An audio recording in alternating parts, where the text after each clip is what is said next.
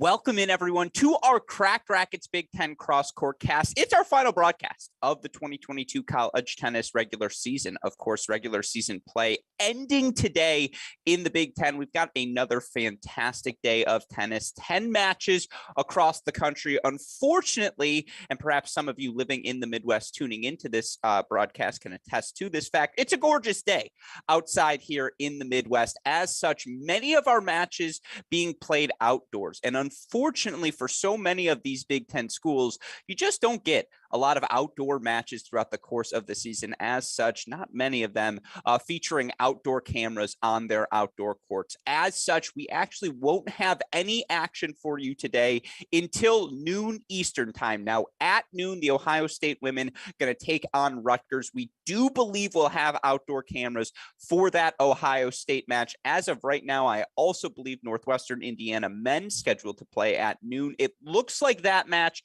is going to be played indoors. Now, of course, if anything changes, we will be the first to let you all know. But with that said, given the beautiful weather here in the Midwest, so many of these coaches want to play outdoors, as the postseason is going to be played outdoors here over the next few weeks. As such, unfortunately, no matches for you all right now. We will be back again at noon Eastern time. Should be guaranteed to have at least one match for you in that Ohio State Rutgers women's battle. But for now, we're going to sign off. Again, check back with us noon Eastern time, hoping to have a few matches for you on, again, what is our final Cracked Racquets Big Ten CrossCourt cast of the season. The final day of Big Ten regular season play as well. Promises to be a doozy. We hope you'll stick with us. Again, check back in noon Eastern time. But for now, signing off for super producer Daniel Westoff, I'm your host, Alex Gruskin. Again, noon Eastern time, we'll be back. But for now, you're watching our Cracked Racquets Big Ten CrossCourt cast.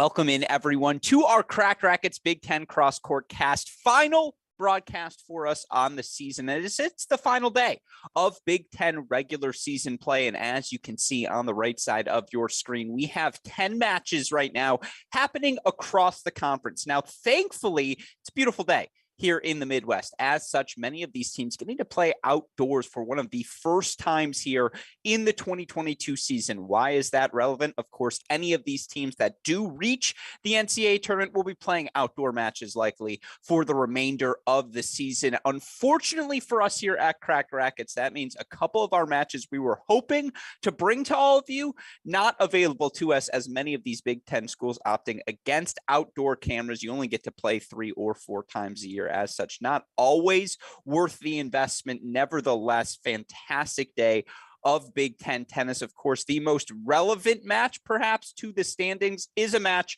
not on our cameras. That match happening in Ann Arbor today, the Michigan women taking on Northwestern. That's a battle for second place in the conference. Now, the Northwestern women dropped a match at Illinois last weekend 4-3. We were fortunate enough to have that on our broadcast. That was the second loss of the Big Ten season for the Wildcats. Their other loss coming against first place and undefeated Ohio State, who we will have on our stream here momentarily. But still, only 2 losses for the Wildcats, 1 loss for the Wolverines, also against the undefeated Buckeyes. As such, the winner of today's match in Ann Arbor will be your number 2 seed at next week's Big Ten Conference Tournament. Nevertheless, while we don't have that match for you on our stream, we'll be keeping an eye on the scoreboard. But of course, we'll also be keeping you entertained with plenty of exciting action here today. So we've got 2 women's matches to kick off our stream. And again, final day of the Big Ten regular season, jockeying for seeding position at the Big Ten tournament. A couple of these teams fighting for their lives as they look to make that one final postseason push. The 2 matches we have for you on our stream here to kick things off. As I mentioned, the Ohio State women undefeated in conference play this season. They're taking on Rutgers. It's senior day in Columbus, and certainly, again, so many of these Buckeyes contributing to the success of this team over the past few seasons. For them to be honored today, it's one of those moments that you live for as a college tennis fan, as a college tennis player. Certainly expect the energy levels to be high as the Buckeyes take on Rutgers. Rutgers 5-16 overall on the season, winless in conference play. The Knights have certainly played some good matches. 4-3 loss last weekend, came so close to knocking off Indiana at home. Certainly going to be an uphill climb for the Scarlet Knights on the left side of your screen. On the right side of your screen, definition of a match where we're jockeying for seeding position. Purdue right now, 3-6 in conference play, 11-11 overall on the season. Boilermakers currently ranked 94th in the ITA rankings. They're taking on a Minnesota team that's 4-6 in conference play. So again, the winner of this one going to be your number 9 seed at our conference tournament next week. Minnesota 4-6 in conference play, 16-9 overall, 58 in the projected rankings. That's about 13 out of the NCAA tournament, but certainly with the Big Ten Conference Tournament still remaining, the Gophers going to have some opportunities to earn a few signature wins, make that final push. It starts today in West Lafayette, though. So again, we'll split screen here to start. Buckeyes versus Rutgers on the left side of your screen. Purdue versus Minnesota on the right. Number 1 doubles courts in both matches.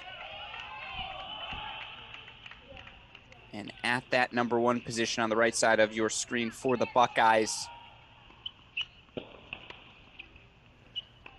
believe that's the duo of Allen and Boulay.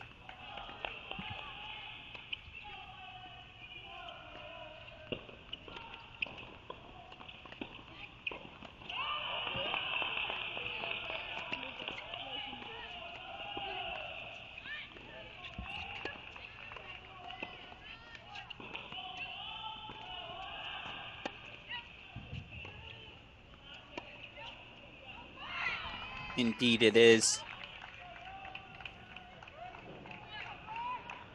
Allen and Boulay, 5-5 overall on the season. They just haven't completed a lot of doubles matches. This Buckeye team, 32-24 overall in doubles. Don't want to say it's been an Achilles heel, but it's certainly a point they're hoping to improve as they head towards postseason play. And you see early break point opportunities for two of their upperclassmen leaders, the senior Allen, senior Boulay as well. And there's your early break for the Buckeyes on one. So we'll go to court number 2 in Columbus. Meanwhile, 30 all on court number 1 in West Lafayette.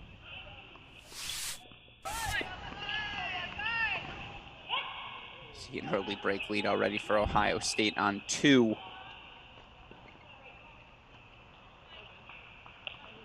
But on that right side of your screen, I believe this is the Boilermakers here. It's the duo of Natalia Wolf-Gasparin. She's with Celia Fodor.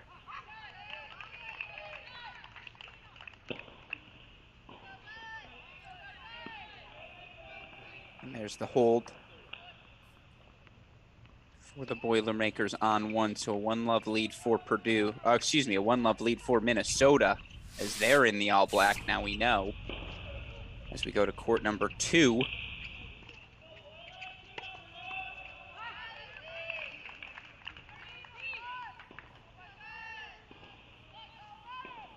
Want to bring you all of the action here. So we start out with our split screen coverage.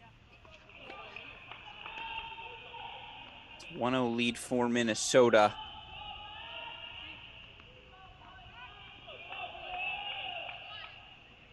Court number 2 here for the Gophers. It's Dalia Said. Said, the redshirt junior out of Egypt. She's partnered with Rachel Hanford. Hanford, the sophomore. Mississauga, Ontario. Taking on the Purdue duo of Ruth Galindo. Galindo, sophomore out of Guatemala. She's partnered with Tara Milic. Milic, the freshman out of Slovenia.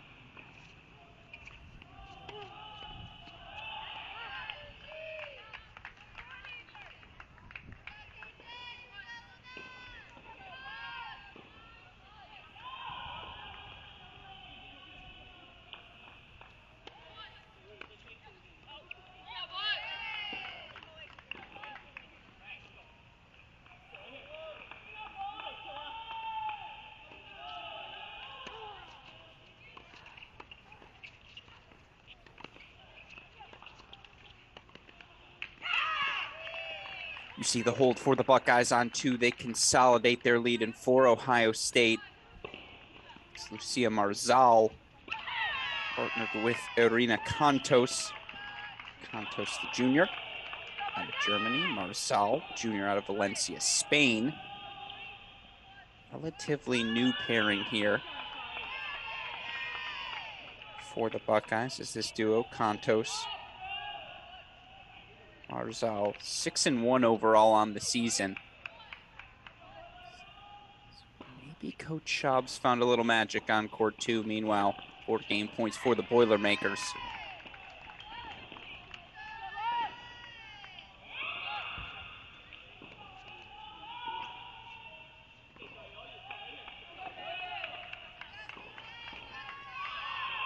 And again, it does look like the Boilermakers are in the all-black. Minnesota here in all-white on the right side of your screen. So maybe I just missed a call on court 1. That's my fault there.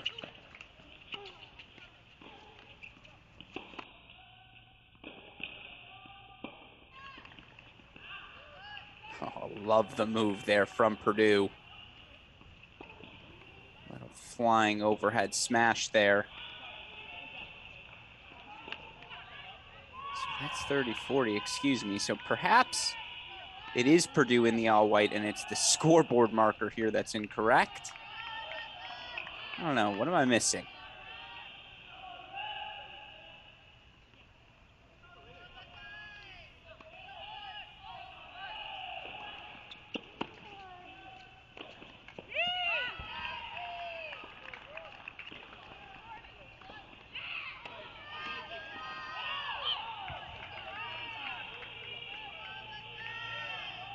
So that is the case. Serving marker's incorrect. There we go.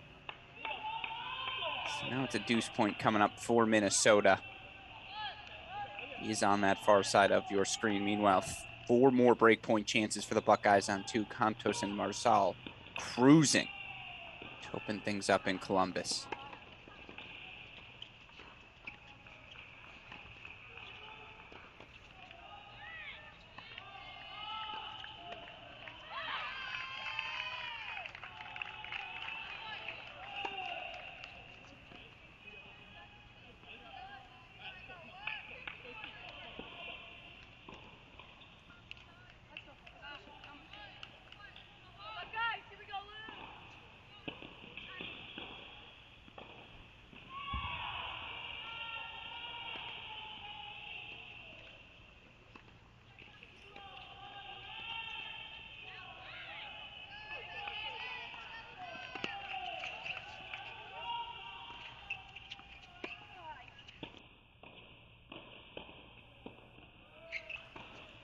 It's 2 love Gophers on 2. And now 3 love Buckeyes on 2.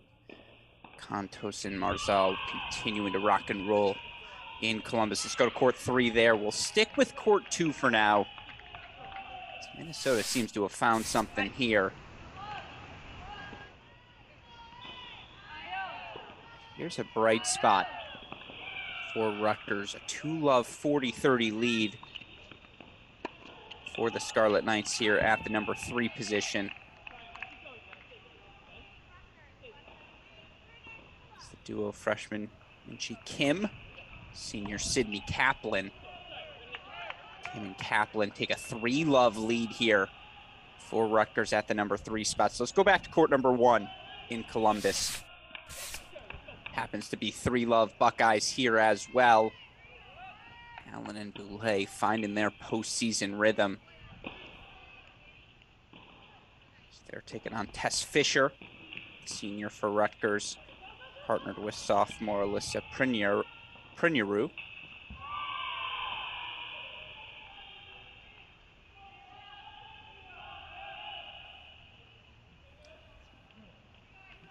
Two love now, love 30 here. Make it love 40. 4 break point chances for Minnesota. Hanford and Said.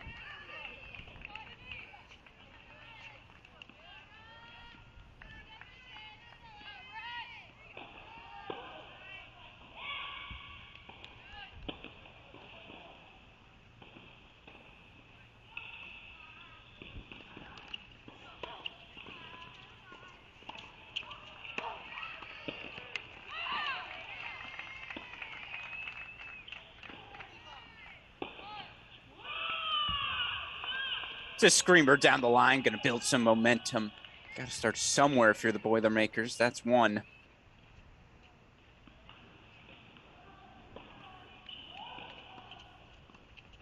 Meanwhile, 40 love opportunity, I formation for the Buckeyes here on 1.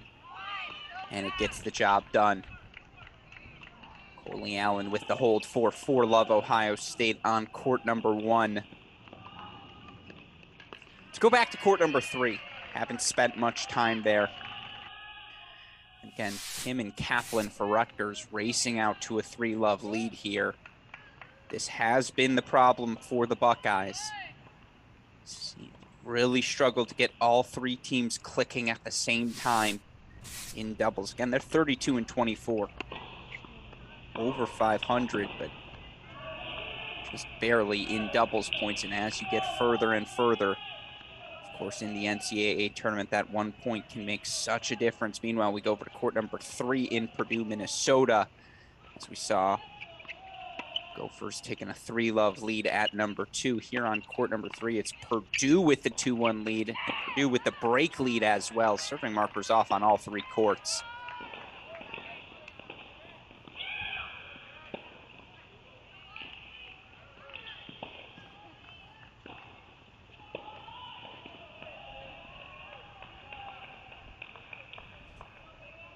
here on court number 3. It's Carmen Gallardo Guevara, freshman out of Madrid, Spain, is partnered with Sierra Shimizu, redshirt senior out of Japan for Purdue. On the far side of your screen, on the near side for Minnesota, it's Lucy Liu, the freshman out of Broomfield, Colorado. She's partnered with Maria Rizzolo, the freshman out of Palm Beach Gardens, Florida.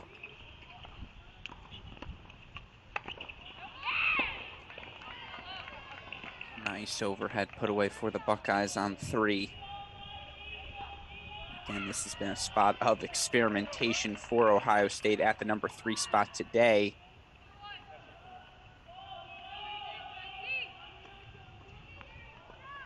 Opting to go with Kathleen Jones, the junior, partnered with Luna Dorme, 5th-year senior. 30 all for them. Meanwhile, Liu and Rizzolo looking to get the break back on 3 for Minnesota. And they'll have 4 chances to do so.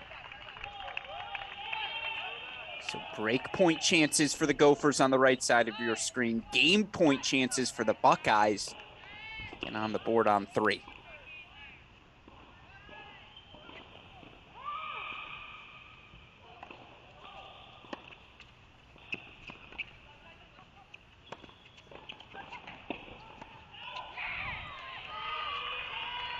Ohio State holds 4-1-3 on court number 3. Let's go over to court number 2 in Columbus, where Ohio State just cruising. 4-love. Now a point away from 5-love. And again, this duo of Dorme and Marzal, 6-1 here for the Buckeyes. You do feel like this is a pairing. Certainly the All-Americans from last season, Boulay and Allen, have earned that equity from Coach Shaw. Trust them in crunch time. 2/3 of the way there ain't bad. Let's see if the Buckeyes can make it 5-love. And they can indeed. So 5-love Ohio State on court number 2. It's 4-1 Buckeyes on 1. Let's go back to 3. Meanwhile, 40-love's become a deuce point. On the right side of your screen, Purdue trying to hold on to this break lead here on 3. Look at the other 2 courts. It's Minnesota with 3-love leads on 1 and 2.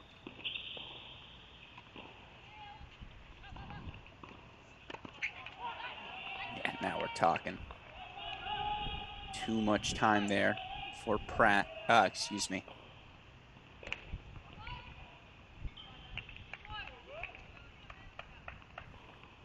For Kaplan. Got my Sydneys mixed up.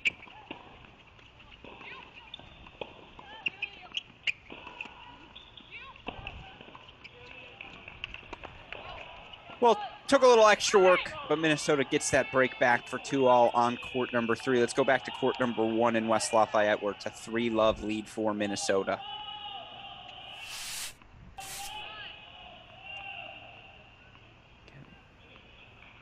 For Minnesota.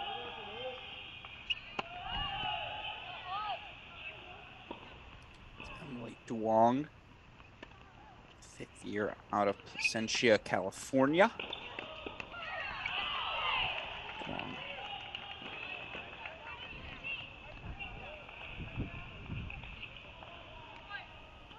Partnered with Etkin Erseton, a junior out of Turkey. Now it's Purdue with the game points.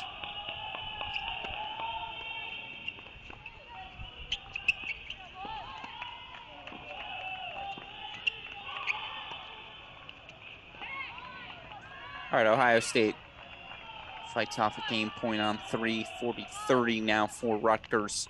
As they try to extend their lead to 4-1. Big deficits for them on 1 and 2. Scarlet Knights just looking to stay alive in the doubles point.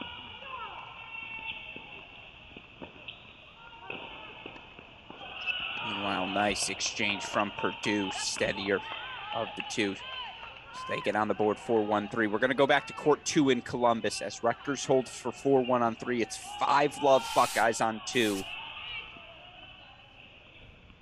They've got match points to make it a 6-love set. Lucia Marzal, the junior, serving on the near side of your screen.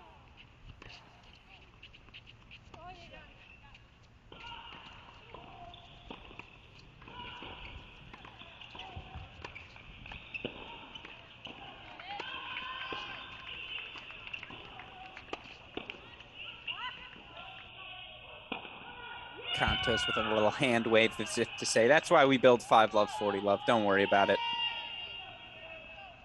And actually, let's go full screen in Columbus for this match point.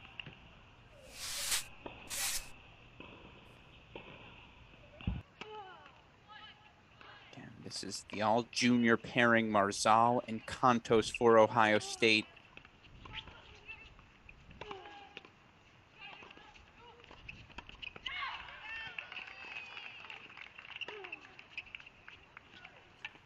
They're now 7-1 overall on as a pairing and put the Buckeyes on the board. 6 love decision here on court number 2. Let's peek over on court number 1. How close is Ohio State? There's a 4-1 lead for Allen and Boulay. It's now 5-1 love 30. So they're 2 points away. Coley Allen, the senior, returning on the near side of your screen, will stay here.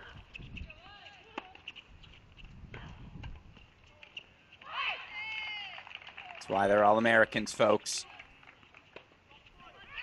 Buckeyes 17-4 overall, undefeated in conference play, currently sitting at number 10 in the rankings.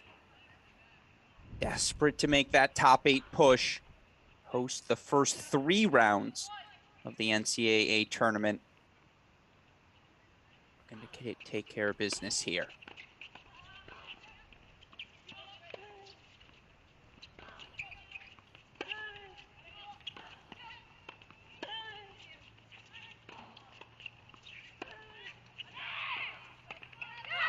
Doubles point Ohio State. They take a 1-0 lead over Rutgers. It's a 6 love win at 2, and then a 6-1 win from the All-Americans, Boulay and Allen at the number 1 spot. So we'll check back in on the action in Columbus as singles play gets underway. Let's head back to West Lafayette, and we'll start out on court number 1. Again, now we really get to sink our teeth into this matchup. Again, a battle for 9th place in the Big Ten Conference Tournament seeding. It's 4-6 in Big Ten play, Minnesota, taking on 3-6 Purdue. Double fault there from the Gophers, who I now see, that's not a black, that's a Minnesota crimson red, whatever that hue is on the near side of your screen. But now breakpoint chances for Purdue to get back. Again, Fodor, Wolf Gasparin as a duo thus far this year. 6-4 overall at the number 1 spot for Purdue. And there's the break back. So we're back on serve on court number 1. Purdue making their move here. Let's go over to court number 2.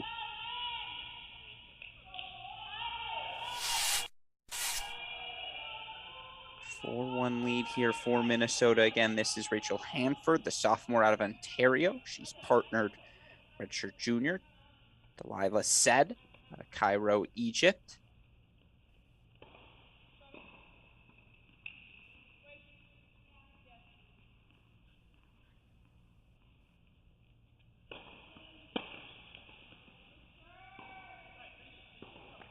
This duo of Said and Hanford, 6-1 overall on the year. And for this Minnesota team, doubles has been a staple of their 16-9 success. 44-18 overall in individual sets is Minnesota. The doubles point critical to their campaign here today on the road. And again, serving marker off here. That is Minnesota's. Said and Hanford serving on the far side of your screen. They're taking on Ruth Gaindo, Tara Milic. This duo of Milic and Gaindo, 2-3 overall at the number 2 spot this year.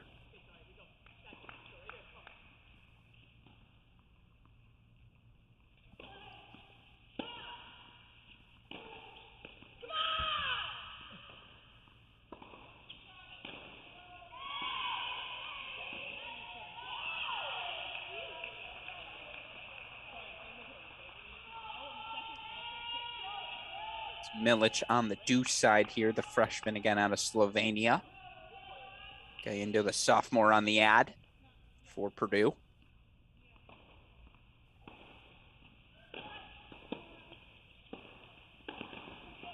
It's a thunderous overhead from Minnesota, so now game points coming up.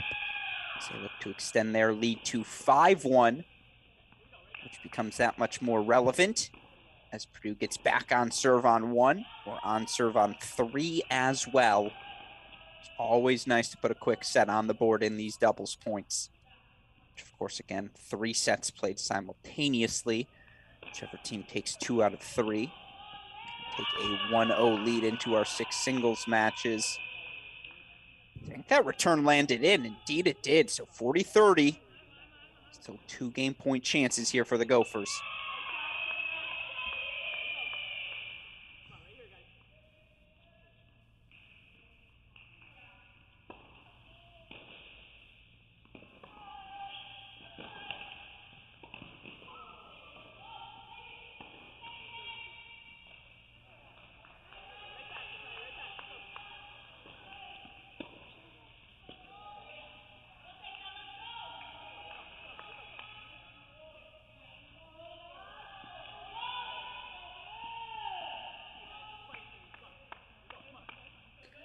So 5-1, excuse me, Minnesota 1 game away here on 2. Stay full screen here. This again. This is Ruth Galindo, the sophomore from Guatemala, serving for Purdue to stay alive at this number 2 spot.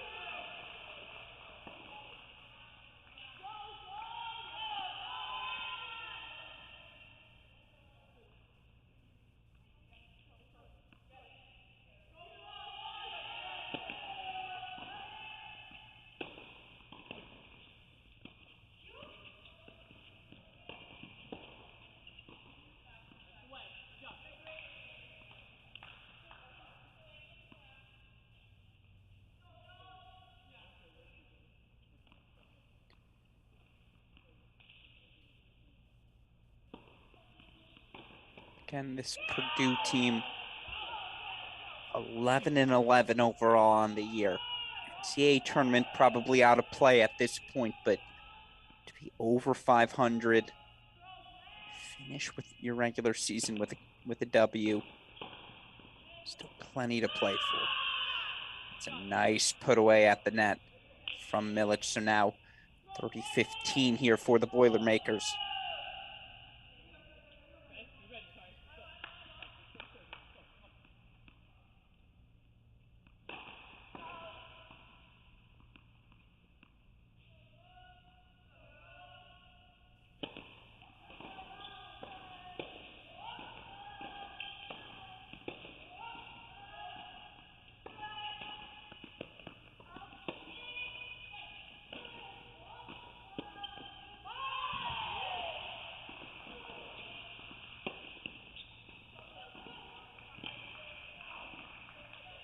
Look at that movement. They're everywhere.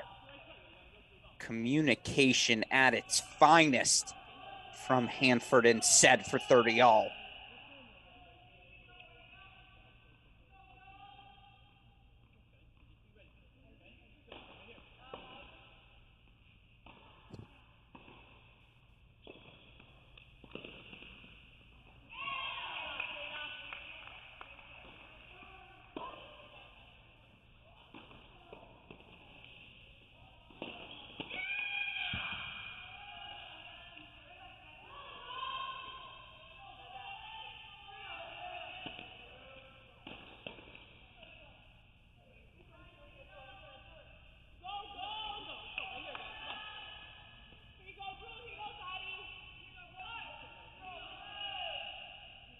Just like that, all that hustle rewarded. It's match point opportunities here for Minnesota.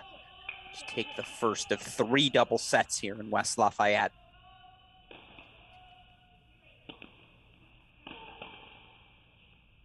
Put him on the board. 6-1 for Hanford and said this duo now 7-1 overall. So much success, and both these players can be coming back to the team next year. So this is something to build off of. It's a 6-1 win for the Gophers here on court number 2. Let's go over to court number 3 now. It was an early break lead for Guevara and Shimizu. They're in a little trouble here. On serve still 3-4. You can ignore that serving marker, on your screen. It is Purdue serving on the far side of your screen. 30-all now. Again, they're taking on the duo of Lucy Liu, Maria Rizzolo for Minnesota.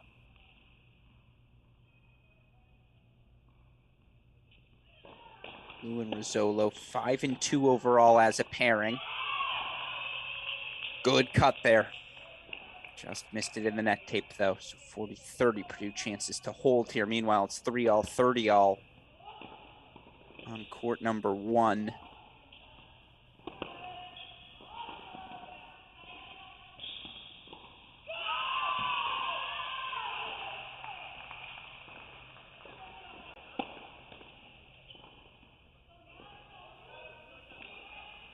Deuce point coming up.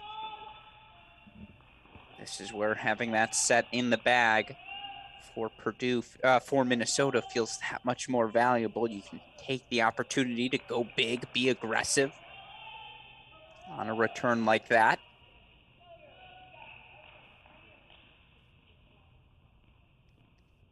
High formation for the Boilermakers.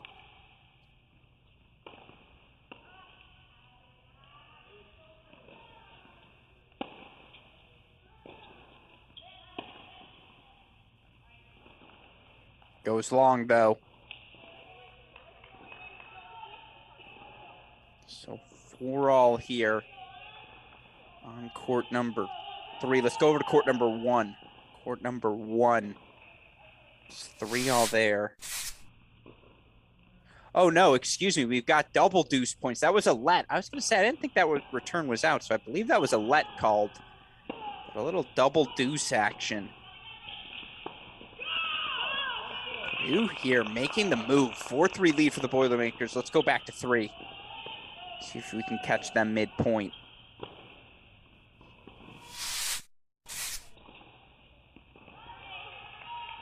And Minnesota gets the break. So, in fact, that was a let, not a missed return. And just like that, Minnesota will serve for the doubles point here. And Rizzolo, a 5-3 lead. So they look to make it 1-0 Gophers.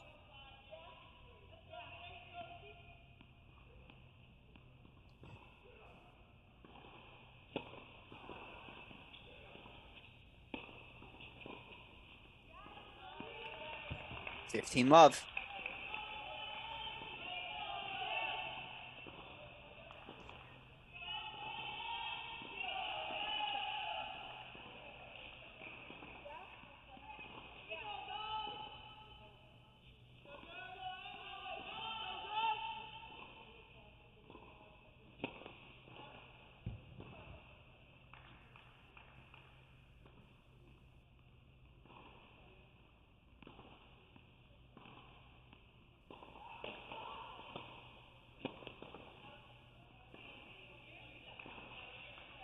Aggression.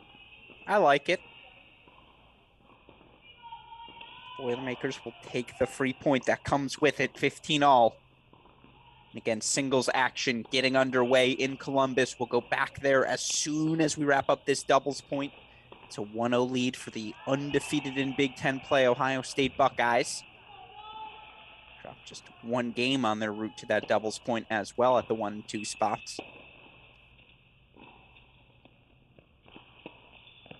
Love that. Perfectly measured down the line lob, and you have to be perfect on that one. If you leave that down the line lob short, it's an easy overhead, right, for that player at the net. Perfectly paced, 15-30.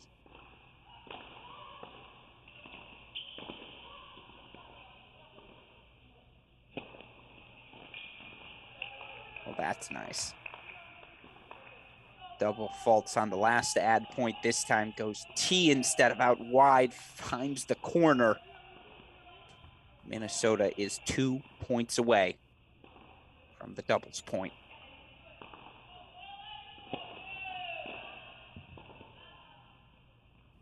Yeah, I was going to say, okay. Serve was called out.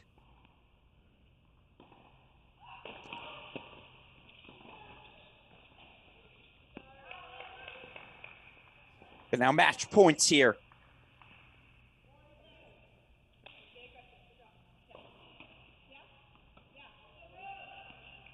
Let's see what this is Lou goes with here.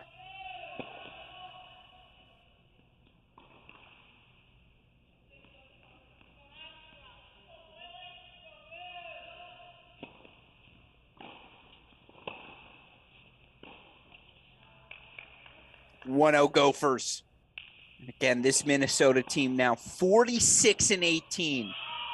That's how they finish their regular season in doubles. That is unequivocally success for this Minnesota team that is fighting for their NCAA lives. The Gophers right now 16-9 overall, number 60 in the projected rankings. They're going to need a signature win, but they're going to need to win over Purdue here today as well. And winning the doubles point on the road, always a good start. It's 1-0 Gophers. With that in mind, we head back to Columbus.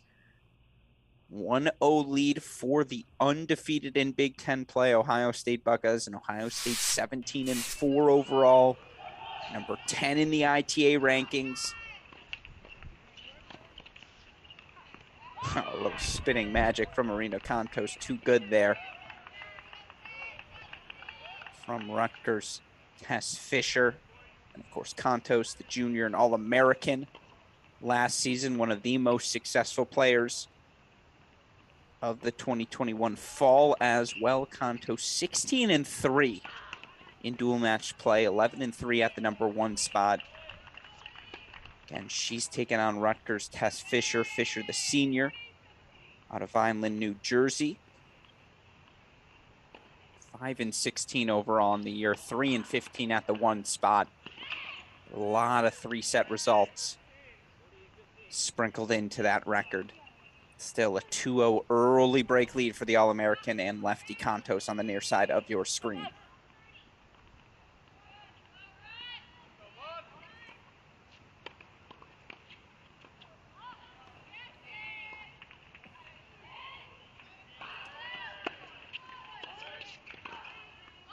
Big +1 ball from Fisher, though.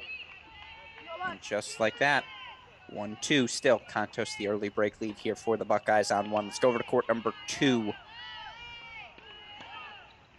Certainly Isabelle Boulay was good, has been good throughout the course of her career, but the fourth-year Buckeye has certainly taken another step forward this season. 14-5 overall, including a 10-3 record at the number 2 singles spot. Boulay serving on the near side of your screen here. She's taking on Jacqueline Lopez. Lopez 8-11 overall on the season. 7-9 at the number 2 spot is the freshman from Lawrenceville, Georgia. You know what we call that? We call that a building block. Moving forward for this Rutgers team that is, again, winless in conference play, but very young roster as well.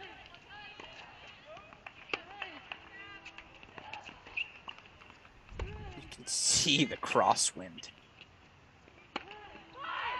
Makes hitting that overhead that much more difficult and that much more impressive from Boulay. Of course, his brother, Justin. He's on the men's team for these Ohio State Buckeyes, and looks very likely that the Buckeyes going to sweep men's and women's conference titles in back-to-back seasons. Last year was a share of the title. See here, both teams going to win that title outright.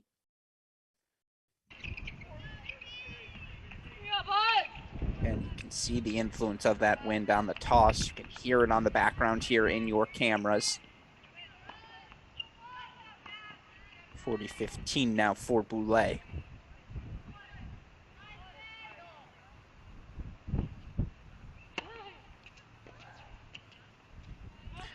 Yep, wind got a hold of that return. 2-1 Isabelle Boulay with the hold here on court number 2. Still, we're on serve early. With that in mind, let's go to the Battle of Sydney's on court number 3. One's a freshman, the other a senior. On the near side of your screen, it's Sydney Kaplan. Kaplan, the senior out of Montebello, New Jersey.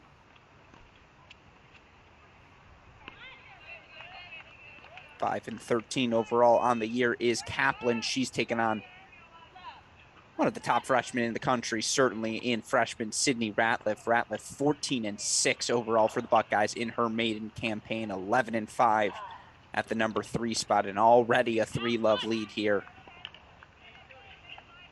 on court number 3. Our serving marker off here. It is Kaplan serving for Rutgers on the near side of your screen.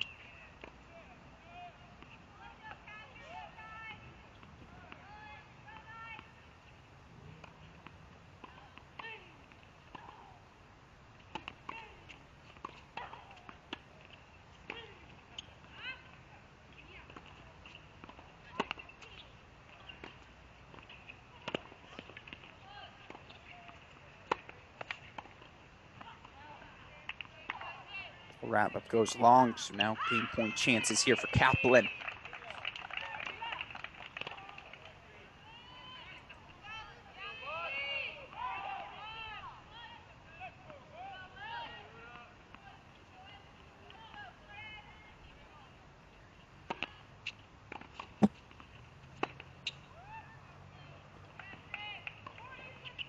Might as well take a cut like that when you've built yourself a hefty lead.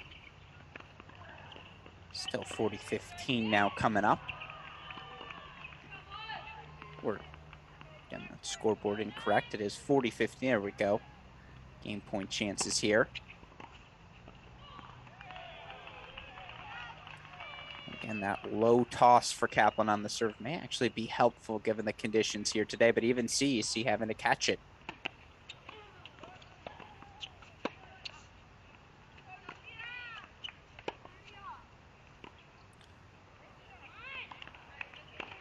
Kaplan gets on the board for 3-1. Still, it's Ratliff, the freshman, leading early here for the Buckeyes. Let's go over to court number 4 as we introduce all of our players here competing in Columbus. Looks like a beautiful day outside of that breeze.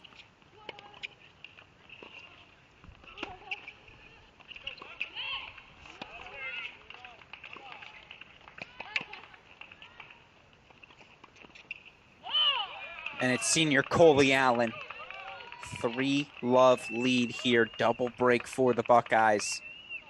She takes on freshman Minshia Kim of Rutgers. Kim, 7 and 10 overall in the year. Allen, 11 and 6, 10 and 2 at that number 4 spot. Let's go over to number 5.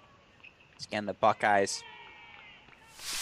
Certainly on paper, you look at the UTRs, you look at the results. It is the depth for the Buckeyes more than anything else that will separate them here from Rutgers today. This has been a bright spot, though, in the Rutgers lineup. Daria Cardenas, sophomore out of Mexico, 9-11 overall on the season. That leads the team in victories. She's got breakpoint chances here on Lucia Marzal early to get back on serve.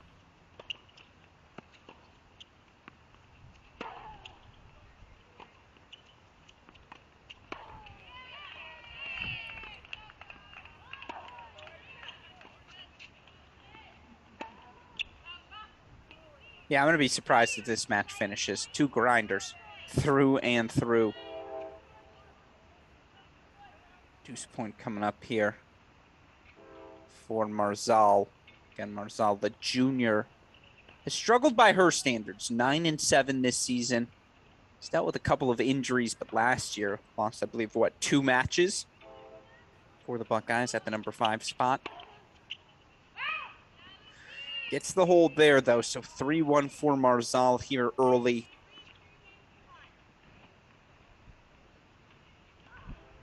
Just so we can introduce all of our players. Let's go to court 6 now quickly, and then we'll lock in on a match or two. Good to see fifth-year senior Luna Dorme healthy and back in the singles lineup here for the Buckeyes. And certainly looking strong here is Dorme. 3-love, 40-30. She's got breakpoint chances here for a 4-love lead, and there it is. That lob into the wind, drawing the error from Christiana Zahar. Zahar, the senior out of Latvia, 3-8 overall on the year. Meanwhile, Dorme just 5-2 in 7 dual match decisions she's had. Again, has been out with injury for much of the past month. But racing out to a 4-love lead here today.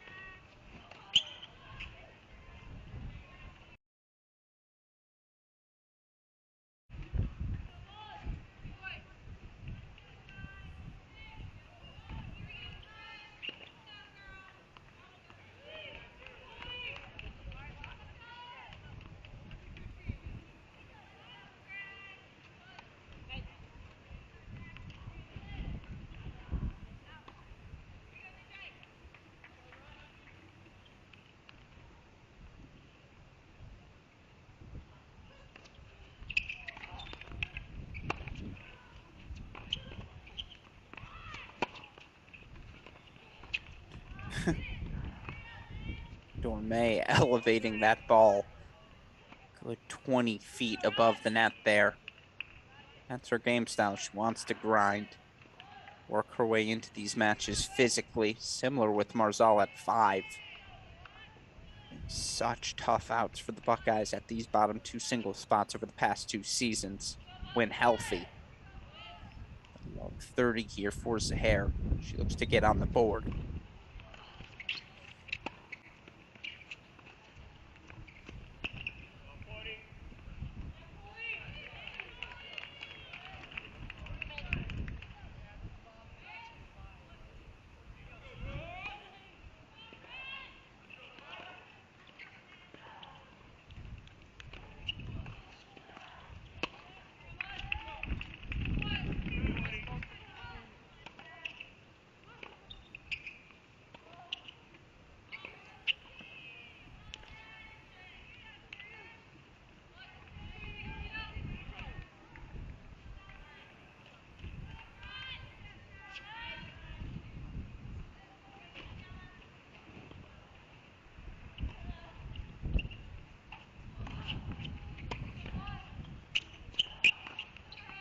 That land good? Looks like it did. Again, she's been baiting Zahar, just playing lollygag. And I don't mean that in a negative connotation, but just lob, loopy, slow tennis that snaps off a +1 ball. You love to see that. So 30-40 now.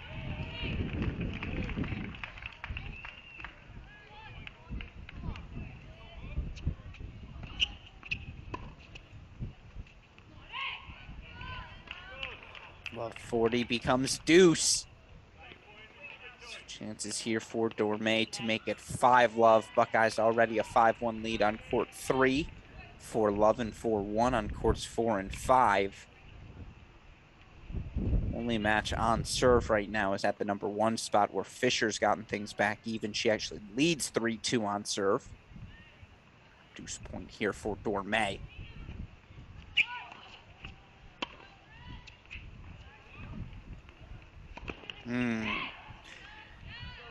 Yeah, Interesting choice there from Dorme to force the issue. Some errors piling up for Zahair here. 5-love Buckeyes here on 6. Let's go over to court number 3 now, where it's 5-1 Sydney Ratliff.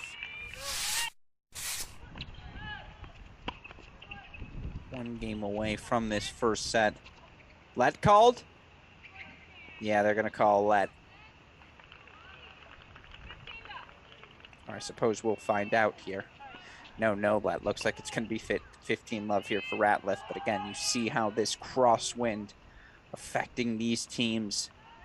Not a ton of outdoor tennis for either of these two schools this season. Of course, that's both the burden and the blessing of playing in the Big Ten.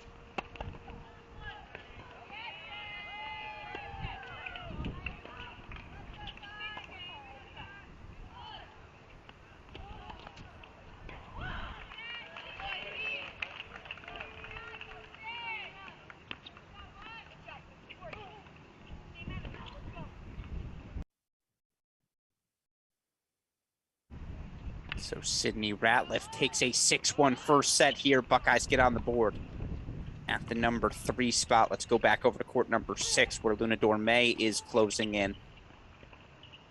5-love lead for her. She's 2 points away here. Again, coming up at the top of the hour. If we can, super producer Daniel Westoff, let's put our matches coming up here on the right side of our screen. Worth noting that Nebraska-Ohio State match canceled due to COVID issues on the Ohio State roster. Always worth remembering, we are still playing amidst the pandemic, and while things have settled down, postseason play underway. Better safe than sorry. So that Nebraska-Ohio State match canceled. Still waiting on confirmation to see if a couple of our other matches are indoors or outdoors. Set point here for Luna Dorme. Of course, Ohio State going to be your top seed at the Big Ten tournament, but who will be your number 2 seed? Well, it's worth noting, doubles point still going on 56 minutes in that Michigan Northwestern match. Only one of the double sets decided, was 7-6 for Michigan at number 3. So the battle continues in Ann Arbor. Let's go back full screen here. There's one set point fought off for Zahair.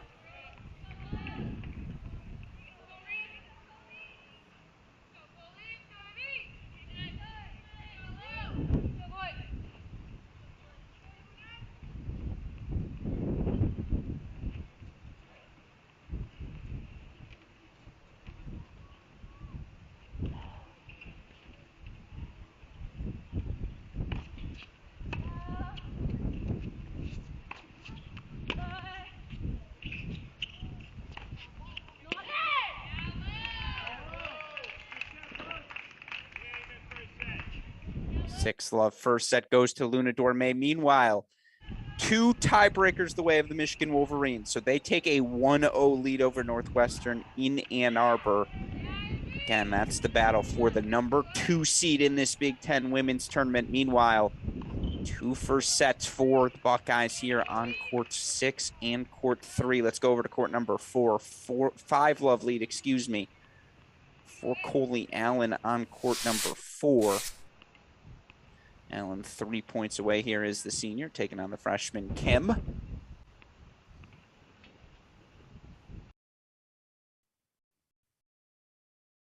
Look at that forehand stance there for Allen.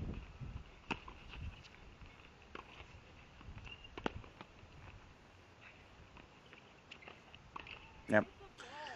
Good patience there from Kim. Getting down 5-love, you're just looking to build any momentum you can, right? Heading into set number 2.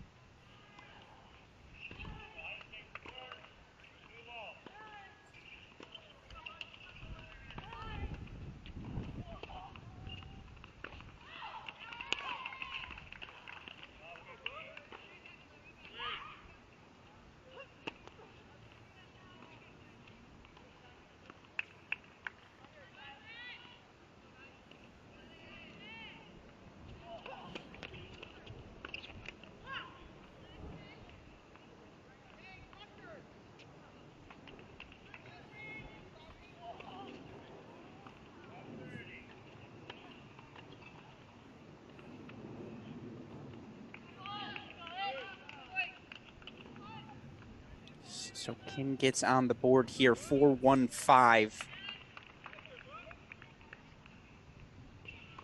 Meanwhile, Ohio State's closing in on a bunch of different sets. Let's go over to court number 5. All due respect to Coley Allen, who, of course, will keep our eye on. Lucia Marzal is 2 points away against Cardenas.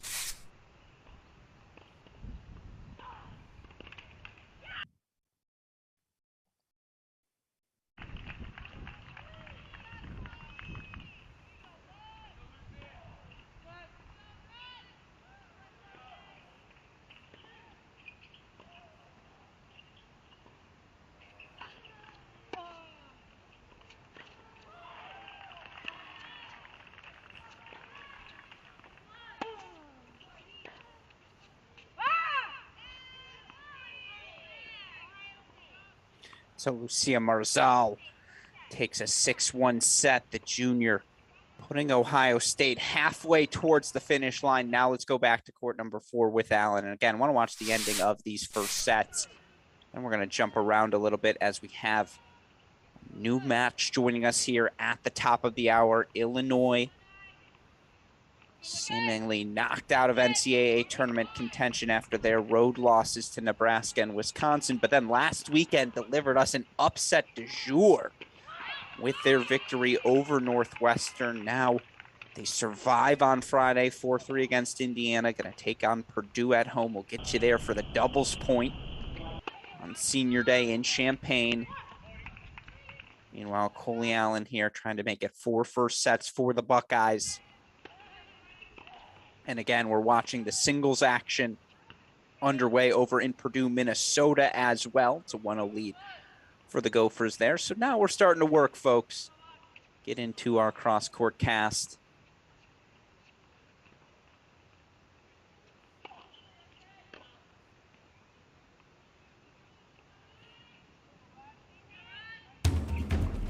From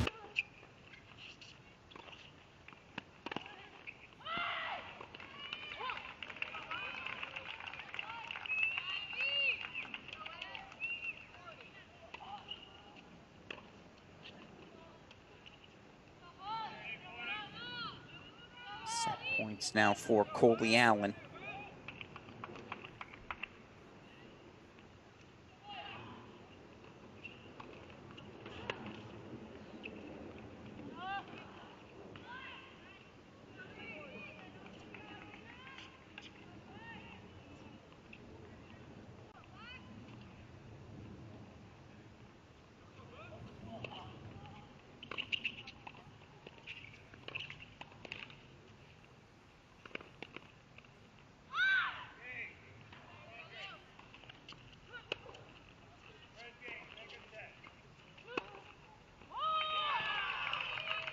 Coley Allen makes it 4 first sets now for the Buckeyes. 6-1, she closes things out at the number 4 spot. Meanwhile, Isabel Boulay did make it a 6-1 first set for the Buckeyes on 2.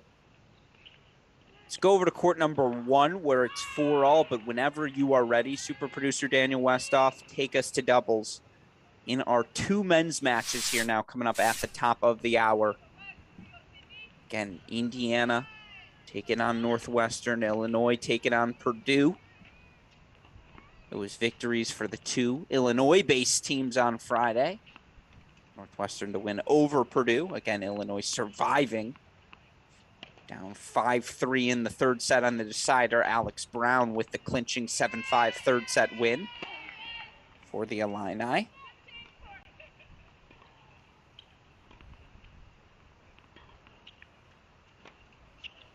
But again, 5 first sets for the Ohio State women as they look to finish out an undefeated Big Ten regular season.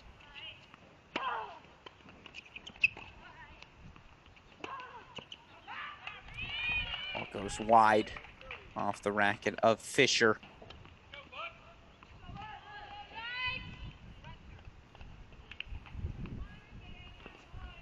And Fisher, the senior, out of New Jersey.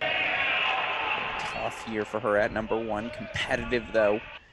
Every match she's played, certainly putting together some good tennis here as the wind just picking up.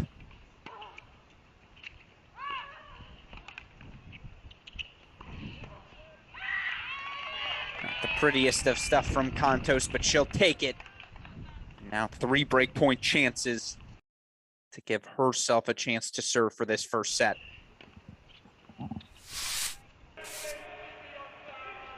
Again, doubles action now underway in Champaign.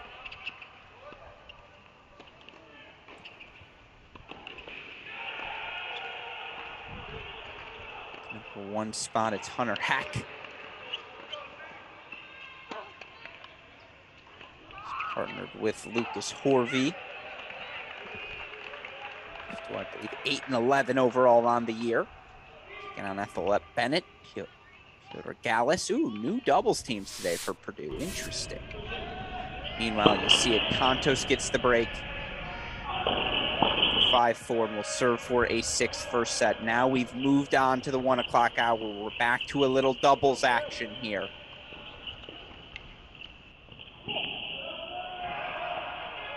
Again, on the right side of your screen, it's Hecken Horvey taking on the freshman senior combo of Gallus and Bennett at the number 1 spot for Purdue. Meanwhile, this Indiana team, don't let the record fool you. Yes, you look for Indiana overall, 5-16 on the year, 0-8 in conference play. They've lost 4 4-3 matches in conference play, though. Desperate for a victory are the Hoosiers.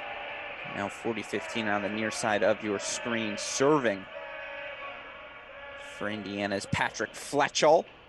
Fourth year partnered with Ilya Tiraspolsky.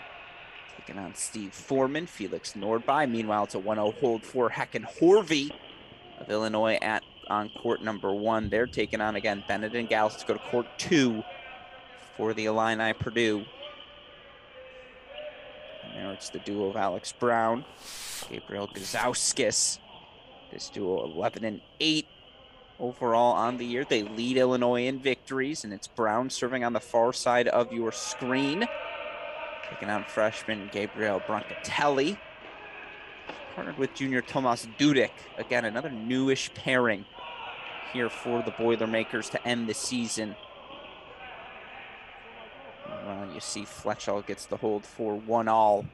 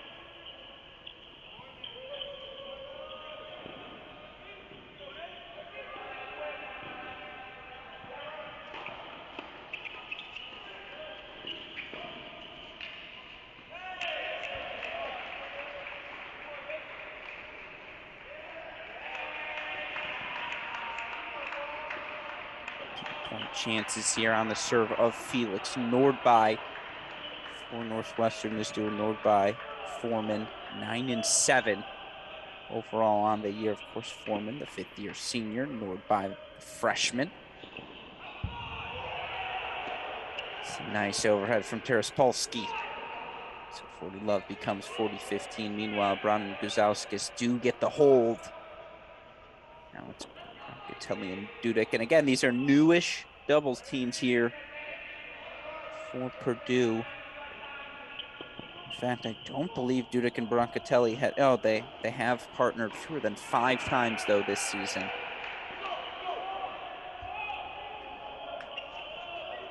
Certainly not the pairings we've seen the past 2 weeks from this Boilermaker team on our stream. Nevertheless, 30 love there, and it is Dudek serving for Purdue on the near side of your right screen. Meanwhile, Nordby serving to Tiraspolsky. 40 loves become 40-30 on the left.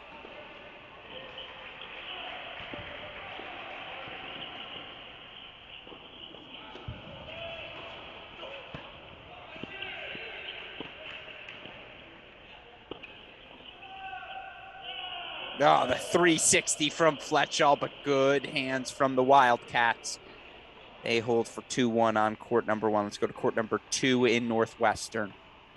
Again, senior day for the Cats. Senior day for the Illini here. It's a 1-love deuce point chance here. Northwestern up a break here at the number 2 spot. It's Brathelman Berdusco. The senior pairing.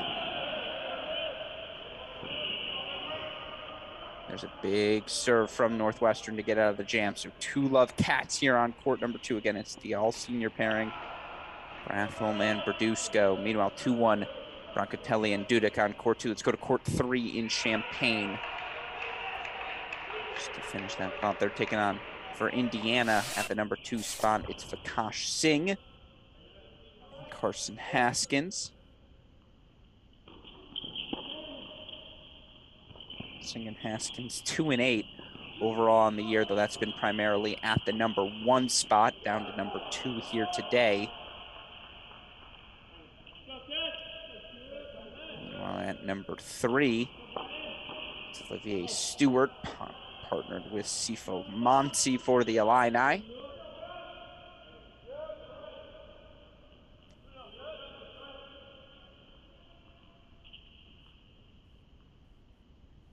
Stewart and Monsi 9 and 7 overall for the Illini. And it's almost a season of what ifs for Illinois. What if freshman Carlos Ozalins would have been healthy? What if Sifo Monsi wouldn't have missed as much time as he did at the start of the season with injury? There's no doubt this Illinois team would be in a better position than they are today, but look in the end this season with some momentum. Always dangerous are the defending conference tournament champions. Breakpoint chances here for Stewart and Monsi early on court number 3.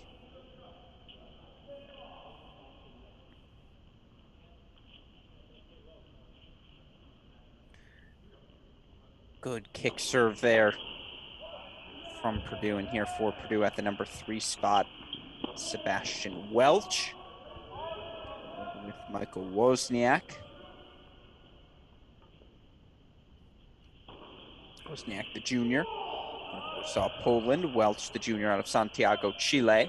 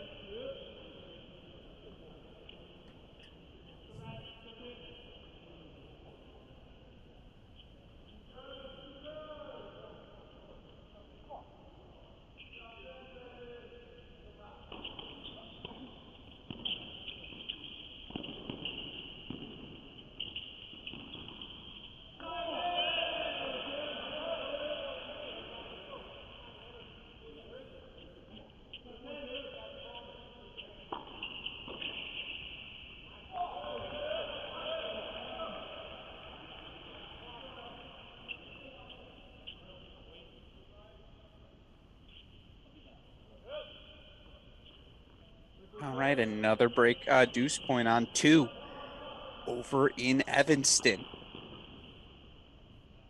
Meanwhile, on paper, I've always liked the duo of Monsi and Stewart.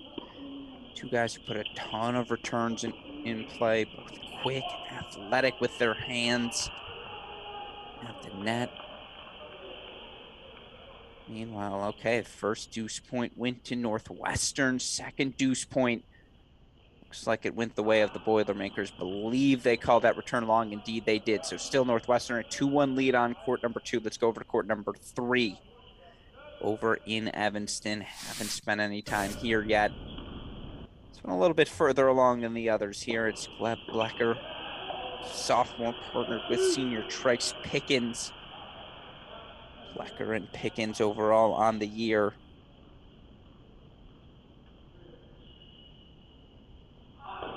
Oh, excuse me.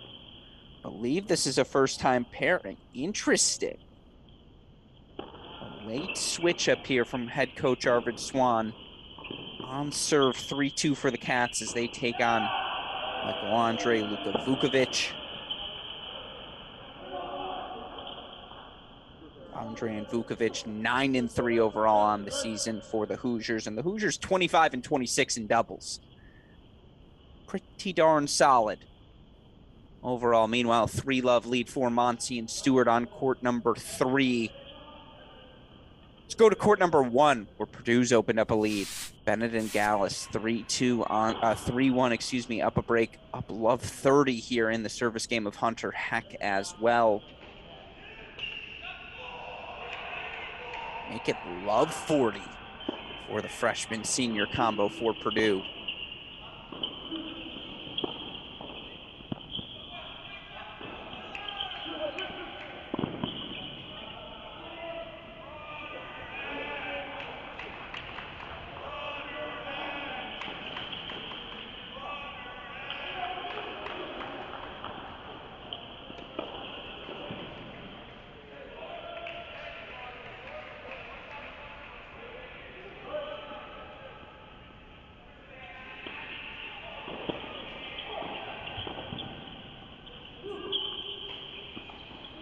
It's a two-coach conversation here. Head coach Brad Dancer, associate head coach Marcos Asse. Both a couple of words of wisdom here for Heck and Horve as they look to steady the ship here on 1. Meanwhile, 3-all on court number 3 over in Northwestern Indiana. And this looks to be Trice Pickens, the senior, serving on the near side of your screen.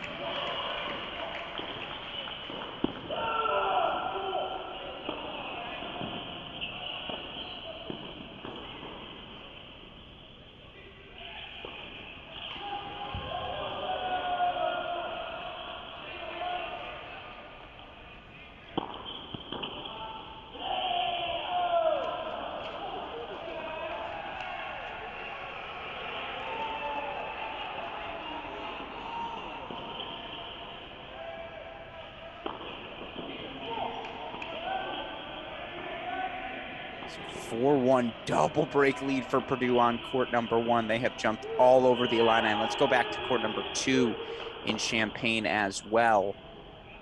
This is positioning itself to be the swing match. 3-all on serve. Brown Gazowskis taking on Brancatelli and Dudek. Again, it's a 3-love lead for Stewart and Monty on 3. A 4-1 double break lead for Brancatelli and Gallus on 1. This one's your only one on serve. Meanwhile, we're on serve just about everywhere in that Indiana Northwestern matchup. Overruled are the Hoosiers on 3. Pickens gets the wide serve call, so now 40-30 for the Wildcats.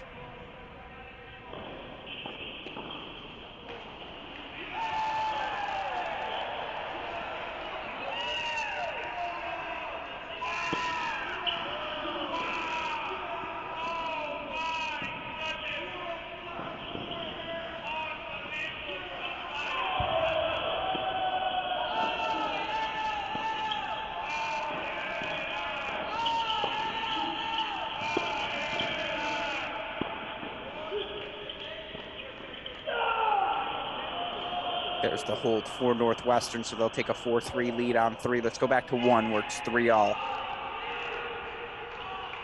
Meanwhile, big serve there from Tomas Dudek. 15-30 becomes 30-all. Again, we're on serve everywhere right now in on courts 1 and 3. It's a break lead for Northwestern on court 2. Meanwhile, alternate break leads. Purdue has it on 1, Illinois on 3. This is your only on-serve match on Senior Day in Champaign. And there's some excitement from the freshman. Brancatelli puts the overhead smash away, so 40-30 now. Meanwhile, you see Northwestern holds for 4-3 on court number 1. Let's go back to court number 2 in Evanston, our only break lead. And we're back on serve. As the duo of Singh and Haskins get that break back for 2-all.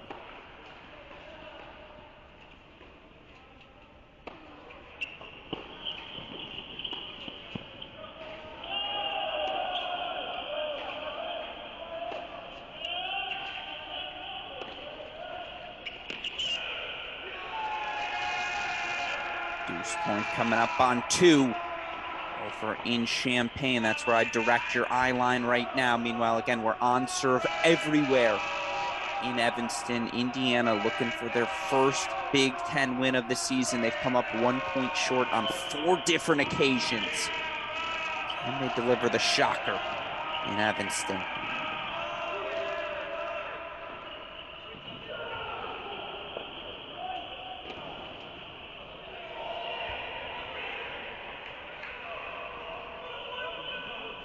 Interesting. 2 back here for the Boilermakers.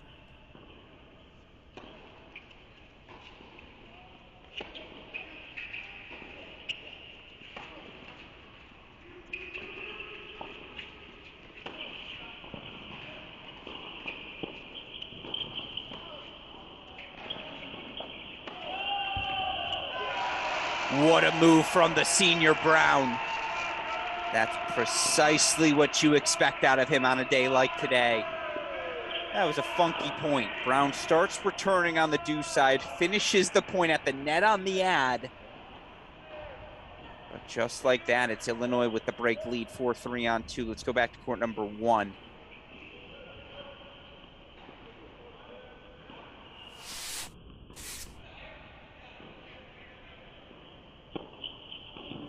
One lead for the Boilermakers.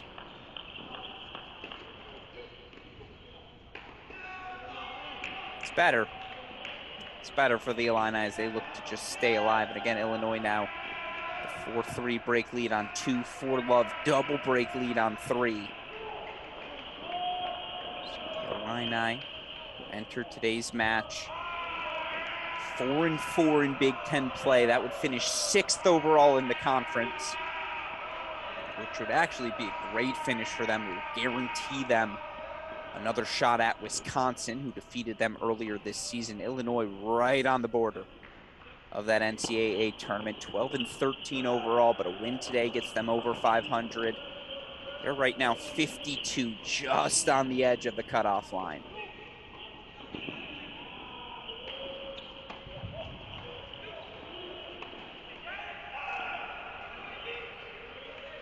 Man, this duo, Gallus and Bennett, there's a lot of movement, a lot of athleticism. Springy is the way I would describe this Purdue team. Springy. Freshman Gallus, just a ball of energy. The redshirt senior Bennett has seen everything. Meanwhile, how about this? Breakpoint chances back for Northwestern, making 2 straight breaks on court 2. And they make it so. So Cats retake a 3-2 break lead on court number 2. Let's go back over to court number 3 in Northwestern. Again, 4-3 on serve everywhere. On courts 1 and 3, excuse me. But a deuce point, break point chance here for Northwestern.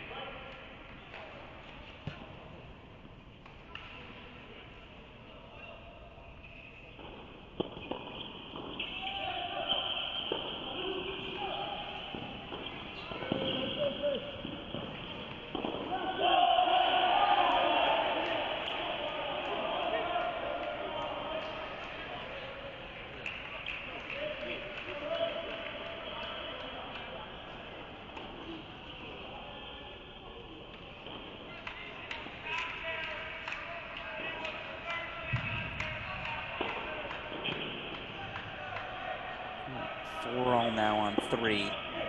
Big hold from the Hoosiers, excuse me. Meanwhile, game point chances here for Heckenhorve to at least extend the match on 1. Give their teammates a chance to take care of business.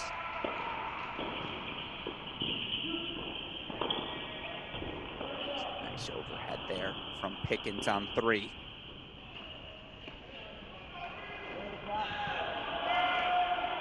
Illini hold for 2-5. Let's quickly go back to court 2 in Champaign. 4-3 break lead for Brown and Guzauskas, but it was 30-all in the freshman Guzauskas' service game.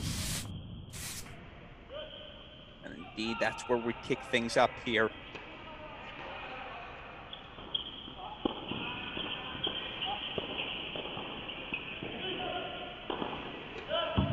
Beautiful overhead from the Wildcats. It's coming up there.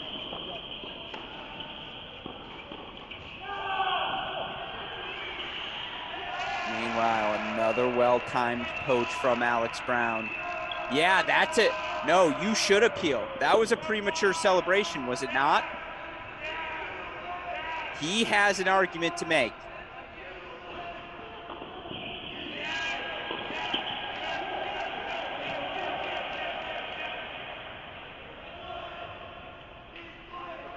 Yeah, that might have been a bit early. Meanwhile, Northwestern holds for 5-4. Let's go back to court number 1 in Evanston, but I don't know about that.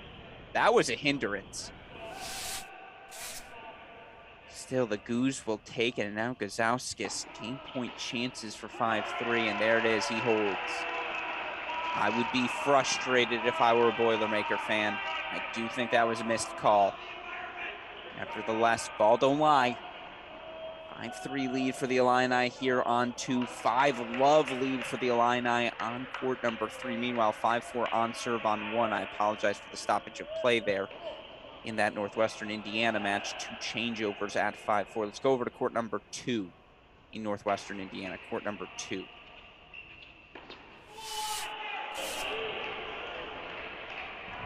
Break lead here for the Wildcats. 3-2, 30-all. Northwestern with the 5-4 lead on serve at 1. Also 5-4 lead on serve at 3.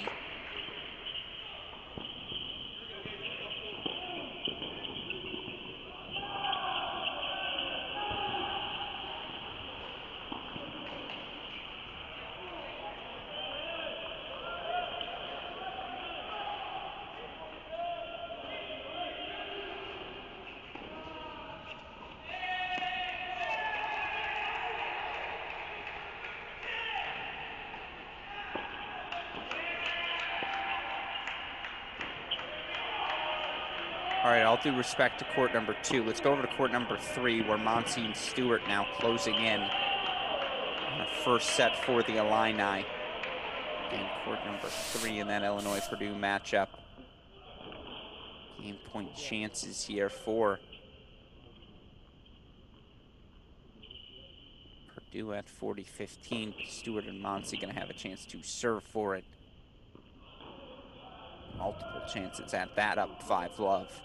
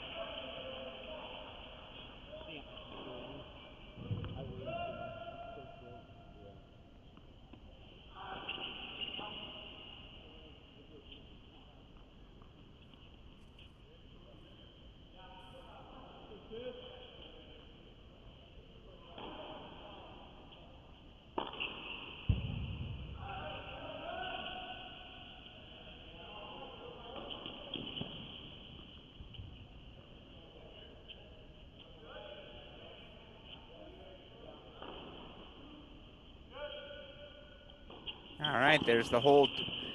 Took a little extra time still. Illinois going to have the chance to serve for it, up 5-1. Meanwhile, that 4-2 break of lead still for Northwestern. Let's go over to court number 1 in that Northwestern Indiana match.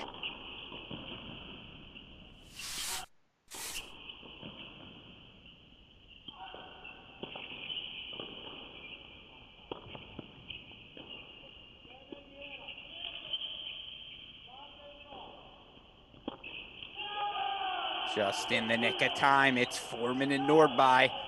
6-4 set at number 1. They take things for the Cats. Let's go over to court number 3, where it's a 5-4 lead for Northwestern. On serve there. Let's see what happened in that 4-5 service game. Looks like it was a hold for 5-all. Indeed it was, so this is where we'll hang out for a bit.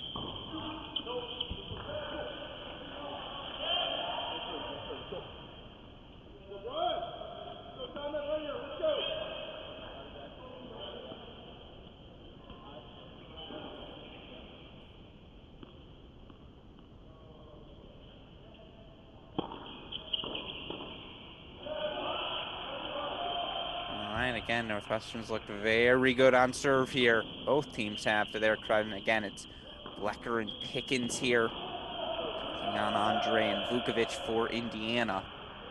Meanwhile, match points, Monsi and Stewart. And court number 3 for the Illini.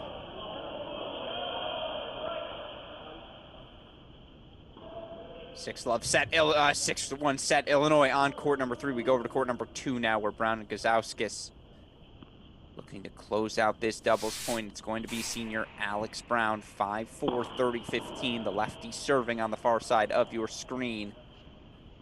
Again, this would make it 1-0 Illini. And by the way, super producer Daniel Westoff, as soon as this is done, need Ohio State Rutgers on that right side of your screen. Buckeyes about 2 minutes away from ending that match. So we'll put that on the board, assuming Brown and Gazauskis can get out of this set here. Although 30-all now. Let's not count our chickens before they're hatched.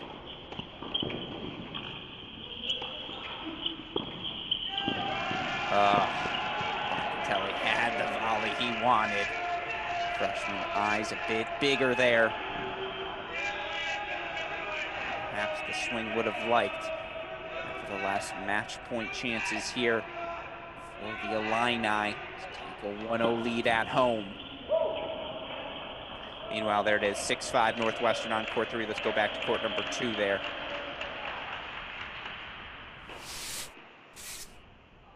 It was a 6-4 set for Northwestern at 1. Doubles point to the Illini. 1-0 lead. As the team looks to scrap its way, literally scrap, into the NCAA tournament. Let's put Ohio State there on that right. Let's go full screen Northwestern Indiana in the mean. Oh, we're ready. Shout out to you, super producer Daniel Westoff. And I'm looking, can we go to court number 3? Court number 3 in Ohio State Rutgers. It's already 2-0 Buckeyes. Let's go to court number 3 there if we can, as Sidney Ratliff has closed things out. So it's 3-love Buckeyes now.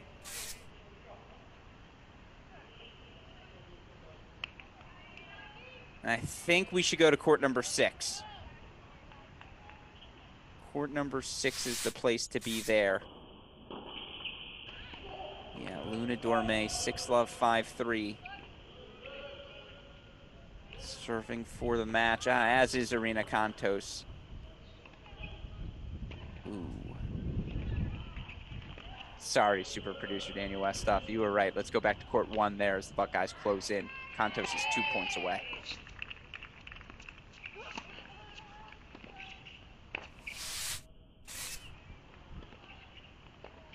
.30-15 here for junior All-American Irina Kontos Siamers.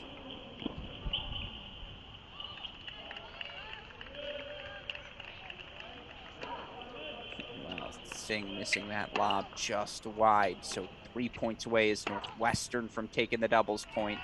Meanwhile, match points Irina Kontos. And again, how did it get to 3-love? Buckeyes dropped just 1 game in their 2 double sets victories. 6-1, 6-1 win from Marzal at 5, 6-1, 6-3 win from Ratliff at 3.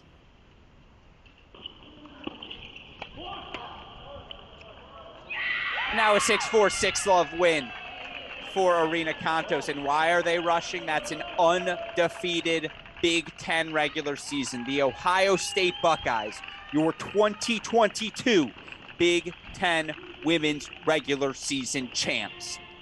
4-0 victory. Buckeyes take it over Ohio State. They've earned themselves a little celebration here with the Big Ten tournament coming underway next week. With that in mind, let's go full screen here for the ending of Northwestern Indiana doubles. Northwestern 3 points away. And here at the number 2 spot for the Cats, it's the duo of Bratholm and Berdusco, all seniors here on senior day, looking to earn the clinch. 15:30 though, they're down here.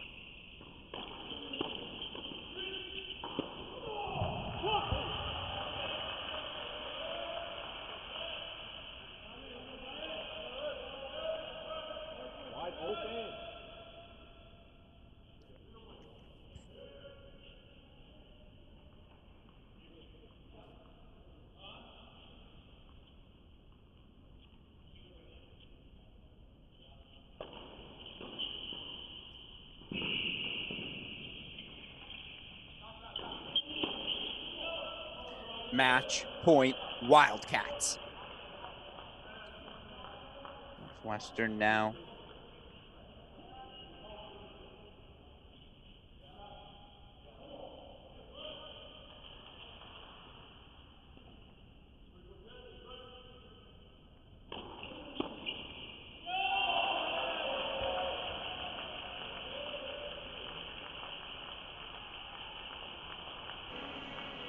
So there it is. Northwestern takes the doubles point, and with it, a 1-0 lead heading into our 6 singles matches. And that's big for the Wildcats. They look to bounce back from last weekend's tough loss to Illinois. Look to solidify that number 3 seed at the Big Ten tournament. Let's go back to a match we checked in on first at noon. It was one of our early starts, first sets coming to a close in that Purdue, Minnesota singles match.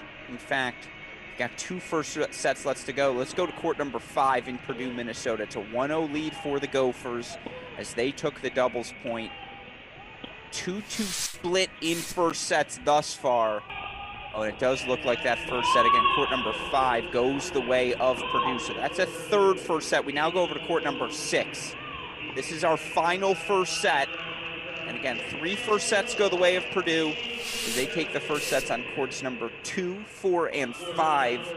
Minnesota's taken the first sets on courts 1 and 3. Here on court number 6. And again, we'll change that logo for you. Delilah said, excuse me, the redshirt junior out of Cairo, Egypt, set points here to make it a 3-3 split.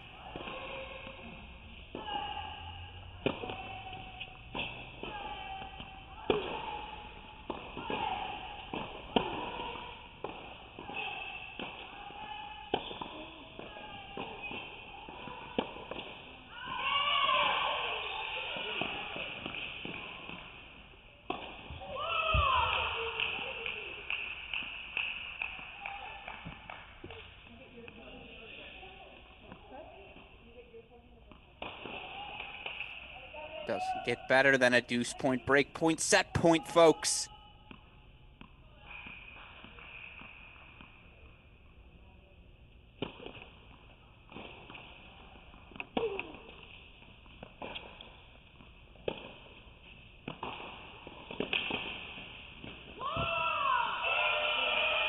Purdue stays alive on 6. It's Sierra Shimizu.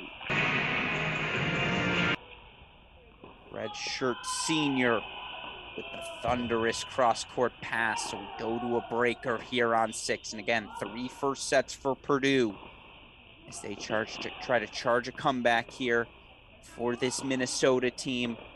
4 and 6 in conference play. Purdue's 3 and 6. Winner of this going to be your number 9 seed in conference tournament play. You also look for Minnesota 16 and 9 overall, 60 in the projected rankings. They need to win this. You lose this, you're out of the postseason tournament. Now, they're still going to need some help. Probably going to have to beat Ohio State at the conference tournament, but you have to have this one today.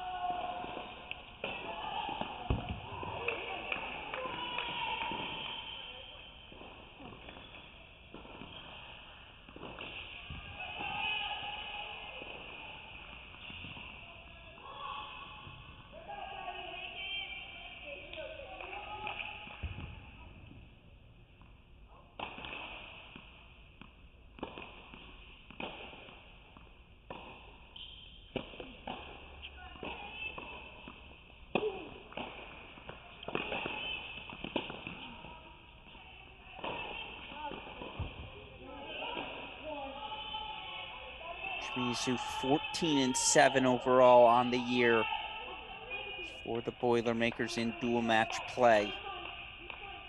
9 and 4 at the number 6 singles spot. Meanwhile, Said 11 and 4 overall in dual match play. She's also 9 and 4 at that number 6 singles spot. Meanwhile, singles play, of course, underway over at Illinois.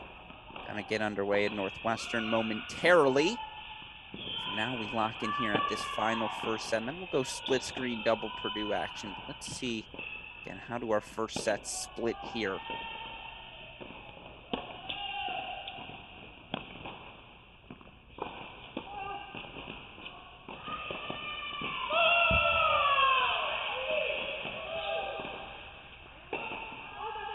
Yeah, Shimizu was everywhere on that point. And then the layup is the one that goes wide.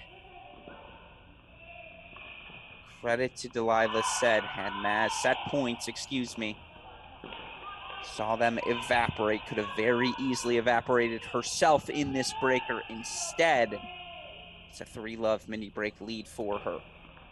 Again, 3 first sets to Purdue, 2 so far for the Gophers. Can the redshirt junior deliver here for her Minnesota team?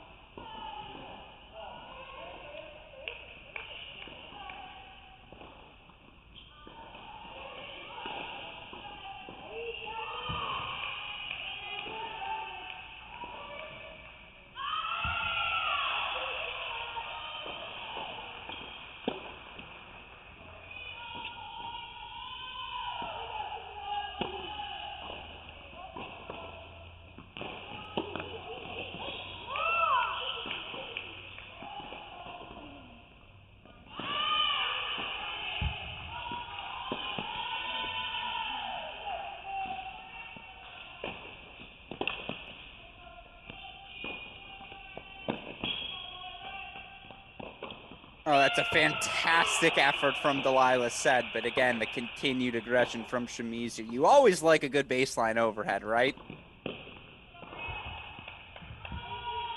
Money from Shimizu, 4-1-4. Still, it's Delilah said with the mini break lead here. Actually, a 2 mini break lead. 3 points away from that third first set.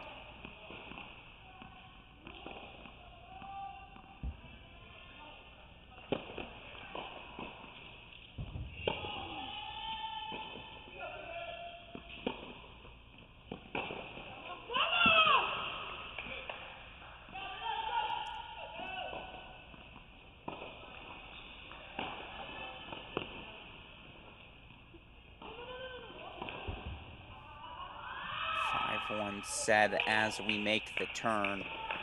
Again, we're going to stick here as this is our final first set here in West Lafayette. First set's underway in both Evanston and Champaign. It's the 2 favored teams, Illinois and Northwestern, taking the doubles point in those 2 men's matches.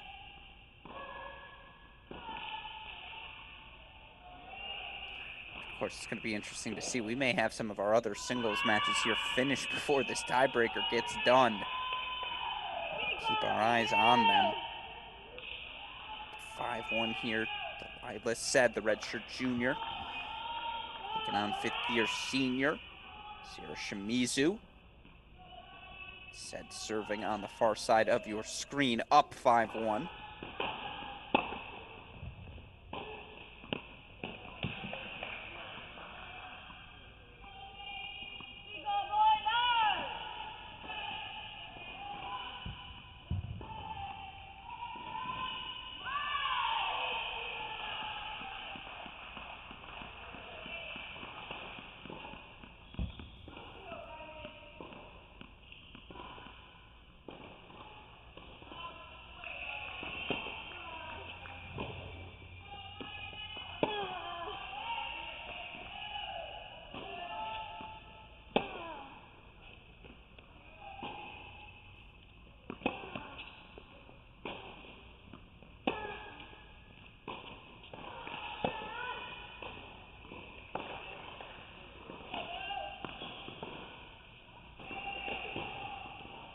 First set goes the way of Delilah said, 7-6. She takes things 3 first sets apiece. Let's go over to court number 4 now. Court number 4. Ruth Galindo, the sophomore out of Guatemala. 6-2, 4-3 lead. She takes on Minnesota freshman Maria Rizzolo. Galindo 0-4 in Big Ten play, 17-9 overall on the season.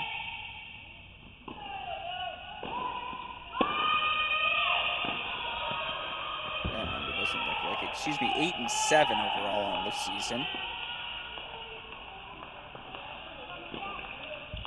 Taking on Rizzolo, that's 13-7 overall in the year, 4-5 in dual match play, in conference play, excuse me.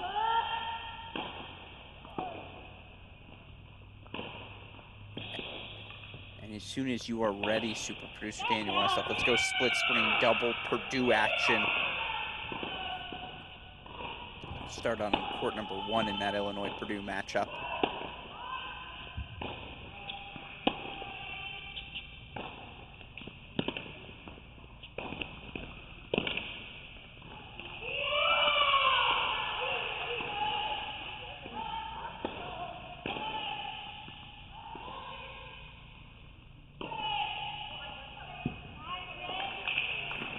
Galindo here, 2 points away.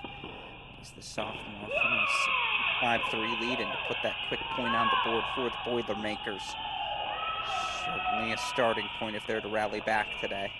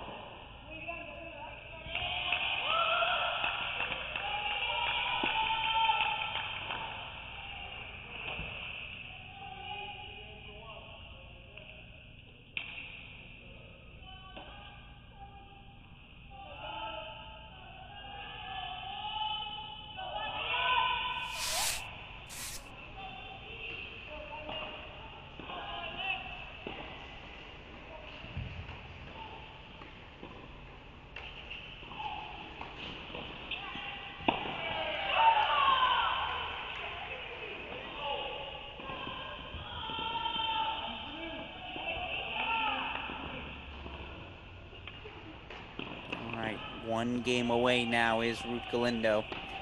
Putting the first point on the board for Purdue. Will stick there on court 4. Meanwhile, court 1 now picking up our coverage of the Illinois-Purdue men's match happening in Champaign, senior day for the Illini. And there's a 2-1 hold for sophomore Hunter Hack as he takes on the senior Ethel Bennett. Hack has been the brightest spot in the Illini lineup, leads the team in victories, 14-4 overall on the season. Meanwhile, Bennett pretty solid at the number 1 spot, 11-6 for the Boilermakers. That's a very fun matchup at number 1. Let's go to court number 2. Sifo Sacando Monsi for Illinois, court number 2. 1-all deuce point here. Monsi, the junior, taking on the talented freshman Gabrielle Brancatelli. Brancatelli, 16-11 overall in the year, 9-3 in dual match play.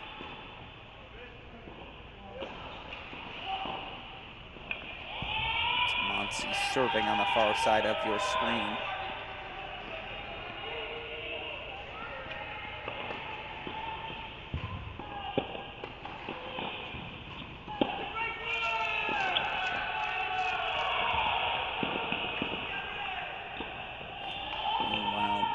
See if the freshman Rizzolo can dig herself. Just at least ask the question of Galindo. Force her to serve things out. Meanwhile, Broncatelli gets the early break on court number 2, so there's a strong start for the Boilermakers as they look to bounce back after dropping the doubles point. Let's go over to court number 3 now. Olivier Stewart, 6-8 overall on the year for the Illini to transfer. Off to a quick 3-0 lead here. She takes on junior Sebastian Welch. 8-10 overall on the season.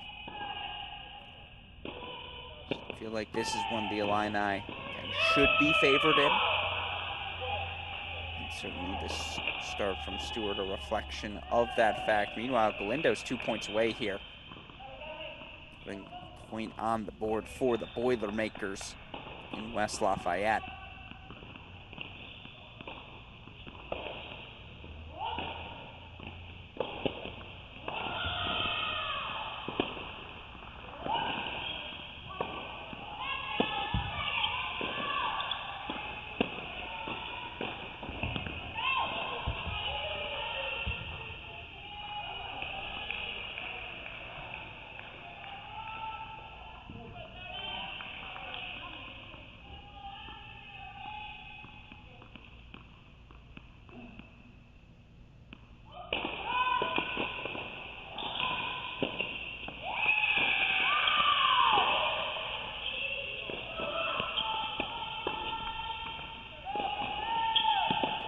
All right, match point coming up now for Galindo.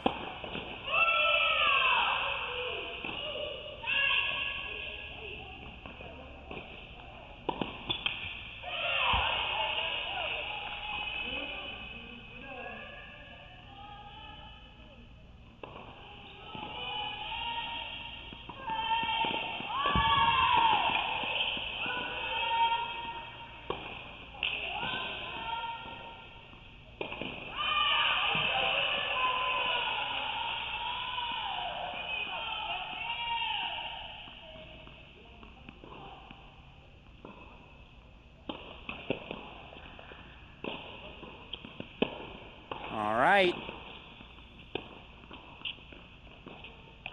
Play on court number 4. Galindo's drop shot into the net. Still, she holds serve. That's a point on the board for Purdue. In the meantime, let's go over to court number 3. Flipping of the script here as Minnesota's Ekin Seaton. Again, it's court number 3. Seaton a set in a 4-1 lead here. She takes on freshman Tara Milic.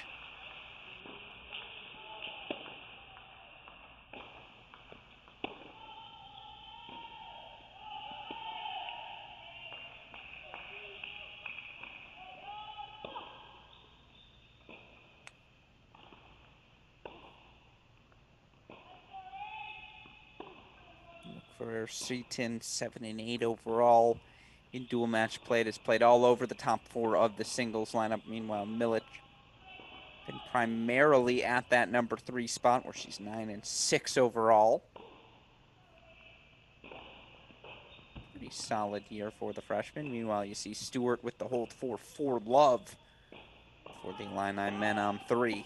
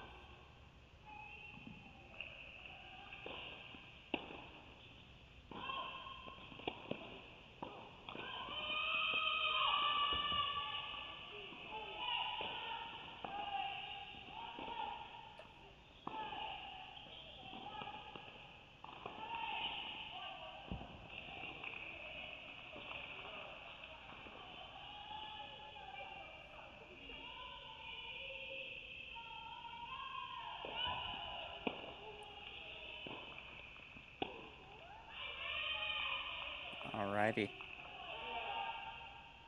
30 all now here. Ken Milic just tries to stay alive. Let some of her other teammates continue to do their work.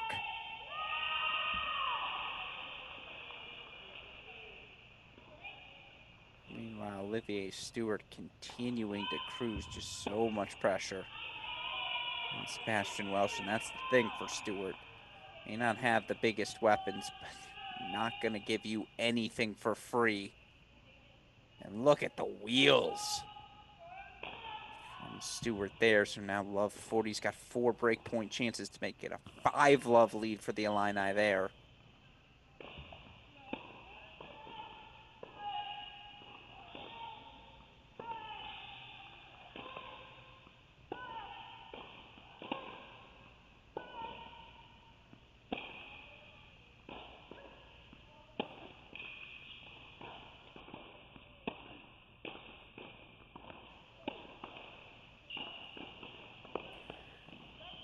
All right, breakpoint chances here. Minnesota's Ekin Ersieten. She looks to put herself 1 game away from the finish line.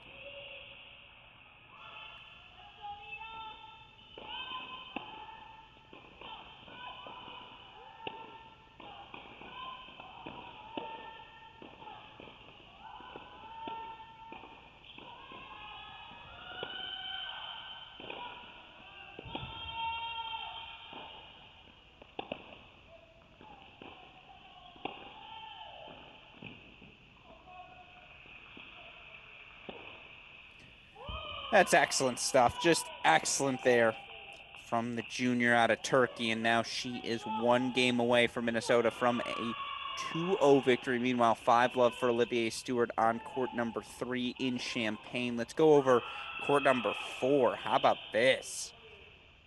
Court number 4 in that Illinois-Purdue matchup. Rohan Sachdev, the freshman, all over senior Alex Brown. 4-1 lead. Game points here for 5-1 for Sachdev. Meanwhile, let's go back to court number 4 in that Purdue-Minnesota matchup. Court number 4 as Ruth Galindo was serving for the match. And that's court number 4 in Purdue-Minnesota. Now she's got a deuce point match point.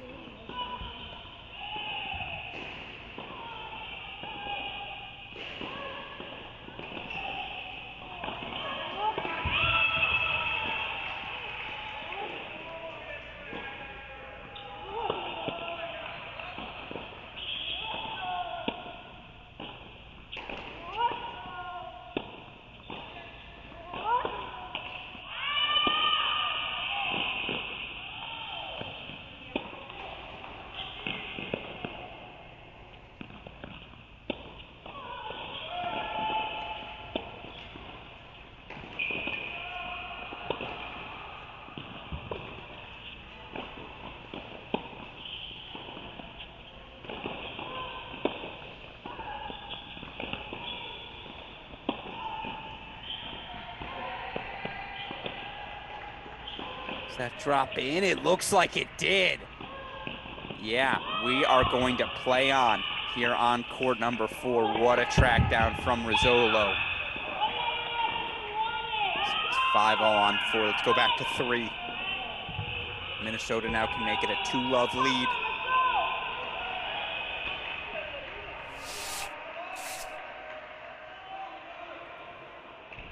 Question is, can Ersieten get over the finish line?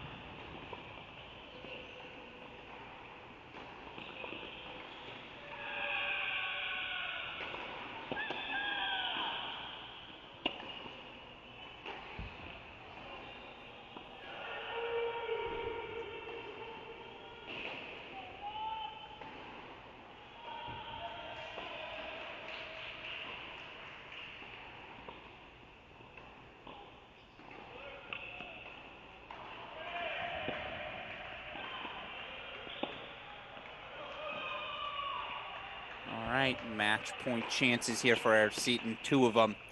Meanwhile, Sachdev with the set points. One of them fought off by AB. Nice drop volley there from the senior.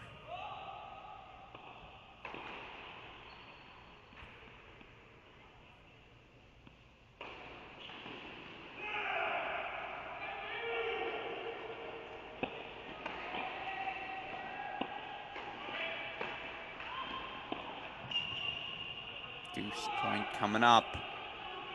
Meanwhile, that's a 6-1 first set for freshman Rohan Sachdev as Purdue tries to mount their comeback. Let's go over to court number 3 quickly, where it's set points for Olivier Stewart.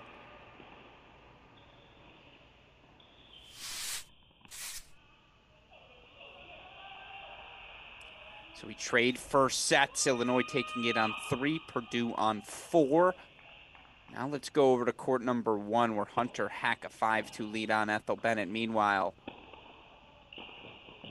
game, set, match, Minnesota, 6-4, 6-1. It's the junior Ekener Seton out of Turkey, extending the Gophers' lead.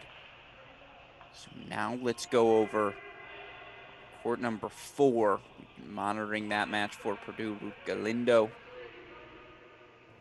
in that Purdue-Minnesota match. Again, the 6-2, 5-4 lead was broken, but now has breakpoint chances, and in fact, I believe converts them here, so she will have another chance to complete this match. 6-2, 6-5 lead for Purdue on 4.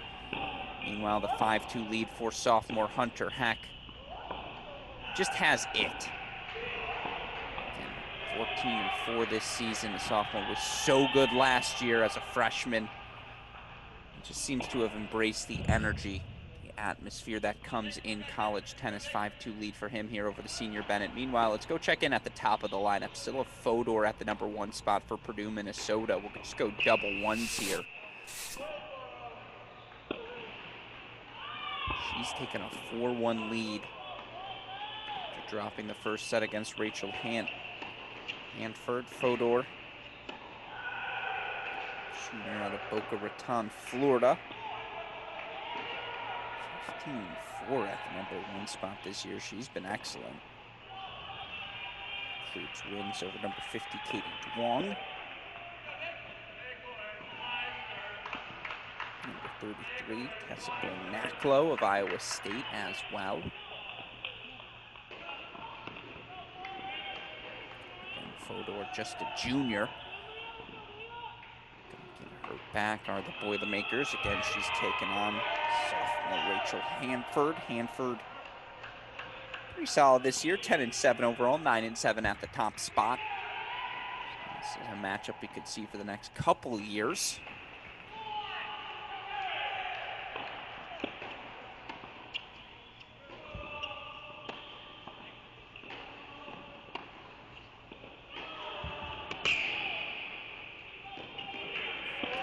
There from Bennett to set up game point chances.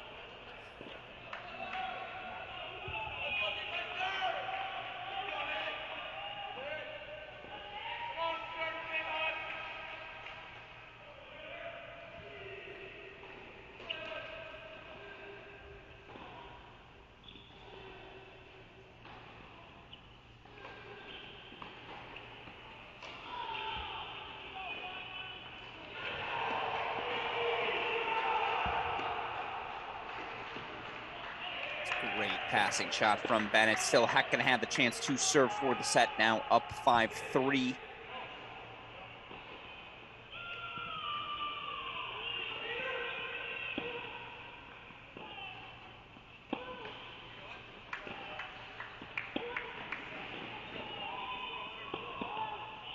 Finding all of the answers right now. 30 all for her here. Meanwhile, I do apologize. We're actually going to have to go back to court number 4, excuse me, in that Purdue-Minnesota matchup. Galindo serving for the match once again. Time down love 30. Freshman Maria Rizzolo.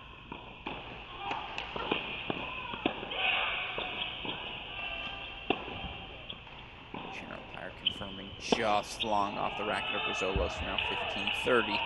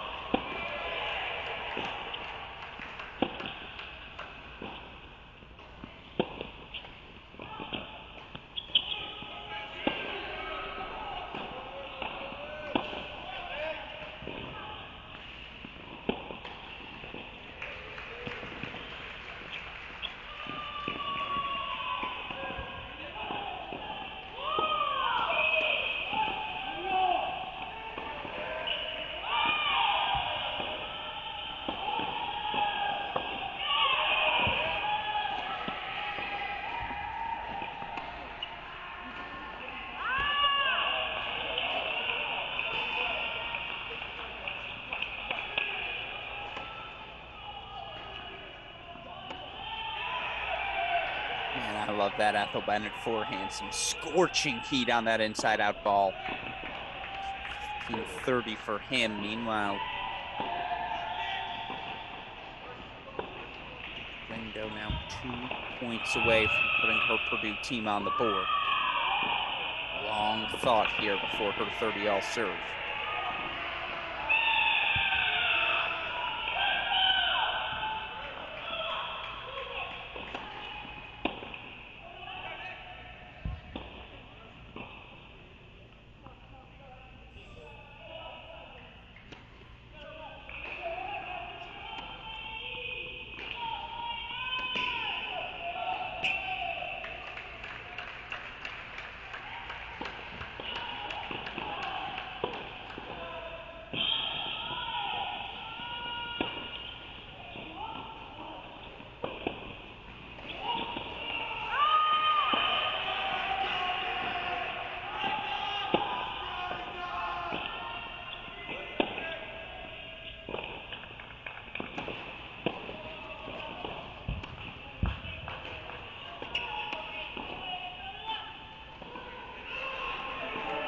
Now coming up, set point chance. Meanwhile, as she did last time, break point chances for Rizzolo.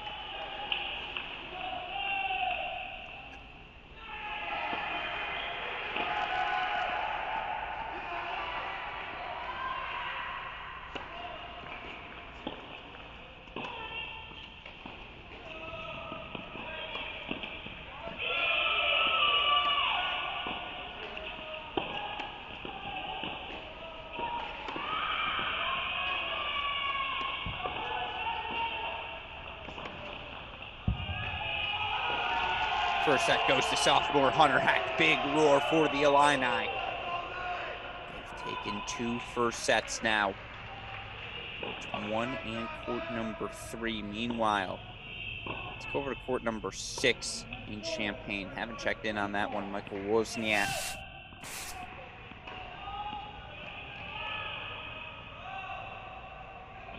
The junior. Warsaw, Poland. Taking on freshman Gabriel Gazowskis. 4-2 lead here for Wozniak. There's an 11-12 overall record in today's match. Gazowskis has struggled. Freshman's 5-10 overall on the season. Meanwhile, Rizzolo does get the break, so we go to a breaker on 4.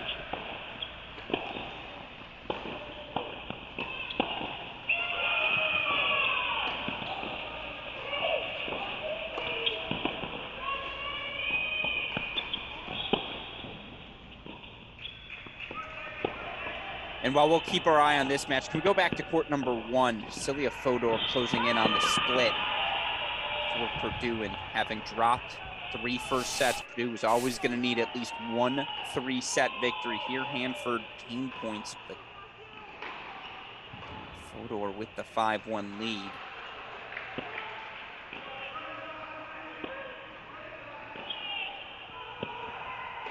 Good ball, though, from Hanford. He's going to force Fodor to have to serve things out. Let's go back to court number 4 for that breaker.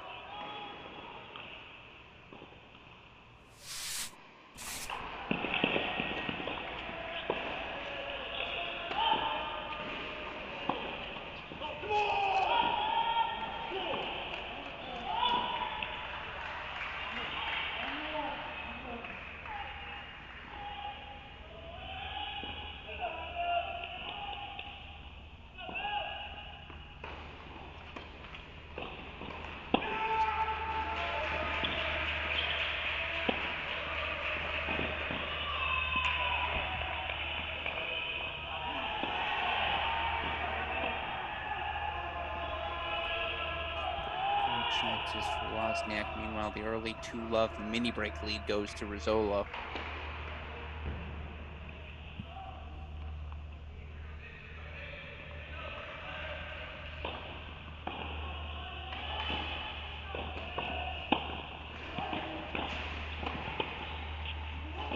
All right, Belinda gets on the board for 1-2.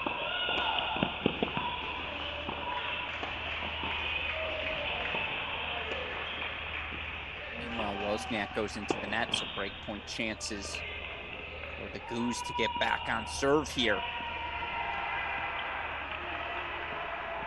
Again, 2 first sets already for the Illini. Serve everywhere in our 3 remaining first sets, of course. Purdue taking that 6-1 first set on court number 4, although Alex Brown already a 2-love break lead for the Illini there. We're looking for anything for the men to build their momentum for a rally behind. Wozniak will be a big help here on 6. Smart play.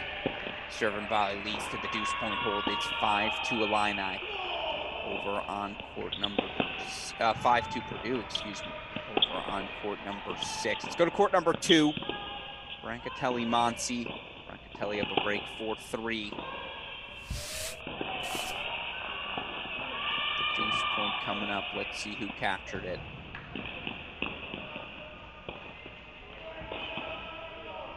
Oh no, the deuce point is now coming up here, so Monsi break point chances back. Meanwhile, when you're ready, super producer Daniel Westoff. After this point, let's go over to our Northwestern Indiana matches. Northwestern's already captured 2 first sets. They're closing in on a couple more. 1-0 lead there for the Wildcats.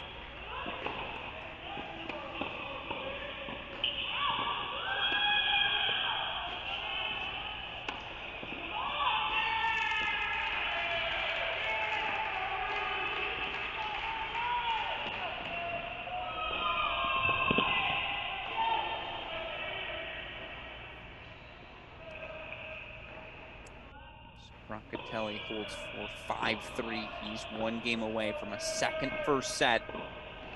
The Boilermakers looking like that matchup on court number 5 may be the swing. But yeah, let's go over to Northwestern. 2 first sets already for the Wildcats on courts 1 and 4. Let's go over to court number 6 now. Court 6 at Northwestern. Gleb Blecker, sophomore out of Moscow, Russia. 5-2 lead here. He takes out Ilya Tiraspolsky. Meanwhile, we'll go to court number... Well, let's go back there and let's go to court number 3 then.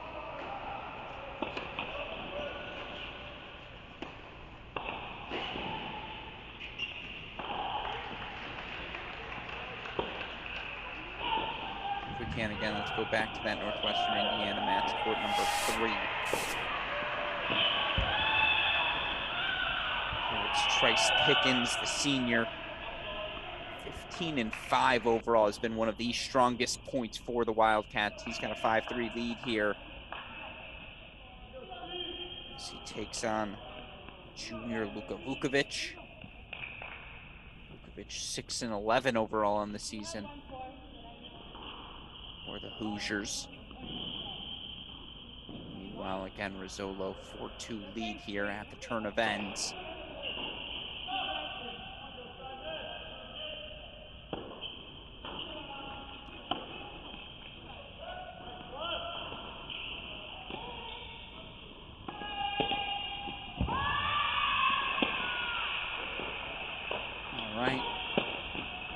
swing and volley from Galindo there for 3-4. Meanwhile, there's the pass from Pickens. He now has 2 set points for the Wildcats, make it a third first set on court number 3.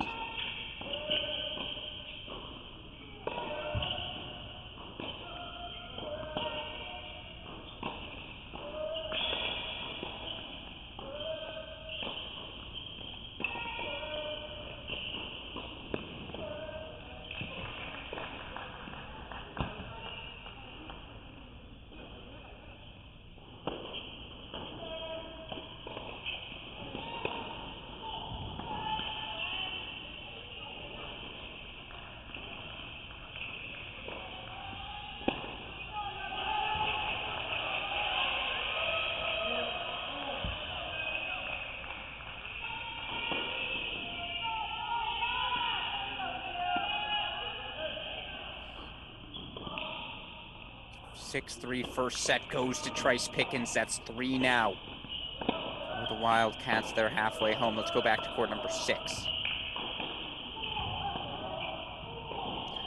Meanwhile, how about that?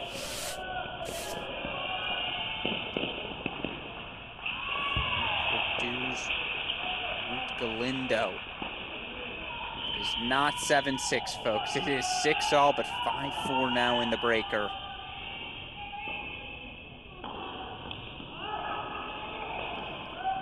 Set points for Blecker. Before first sets for Northwestern. Again, ignore that scoreboard summary here. It's 5-4 lead now. Indo is 2 points away.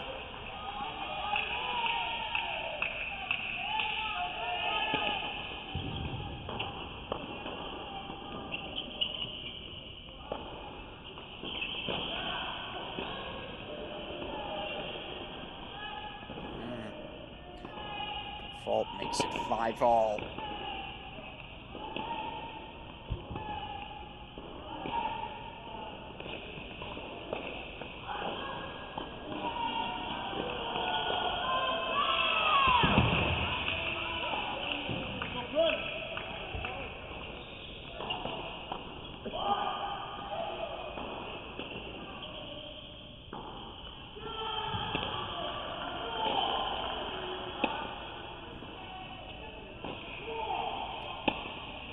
What a half volley there from Galindo. Meanwhile, it is a 4th first set for Northwestern, so they are in a commanding position right now in Evanston. Let's go to 2 places unfinished in the first. Let's go first to court number 5 in Northwestern Indiana. Meanwhile, match point coming up for Galindo.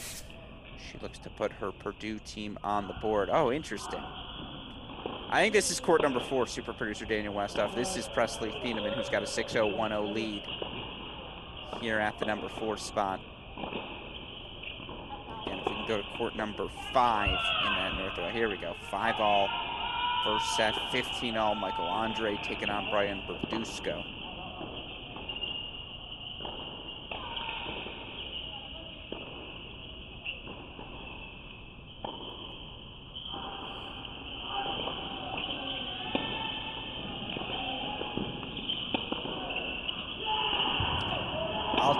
That land good. It did. We make the turn. 6-all here in the breaker. Freshman Maria Rizzolo fighting for her life. And of course, in that matchup, Minnesota taking the doubles point, 6-4, 6-1 win from Ekin Erseton at the number 3 spot. As things look right now, we may have 3 third setters in this matchup. Meanwhile, again, Northwestern doubles and 4 first sets as they take on a winless in Big Ten play Indiana team. That's a nice pass there from Michael Andre. Andre now chances to make it 6-5.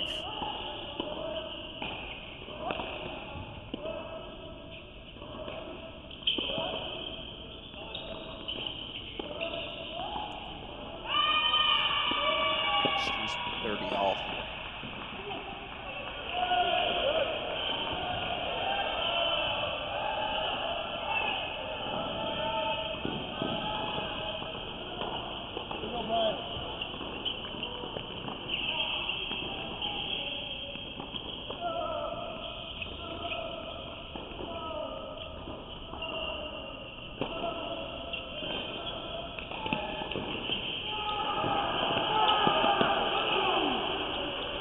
All right, Solo just making every extra ball. She has now earned herself a set point chance. Meanwhile, break point chance for Northwestern's Brian Berdusco here at 5. It's already 4 first sets and doubles for the Cats. Doubles in 5 first sets, almost insurmountable lead. It's a great serve from the left DeAndre, though. Deuce point coming up.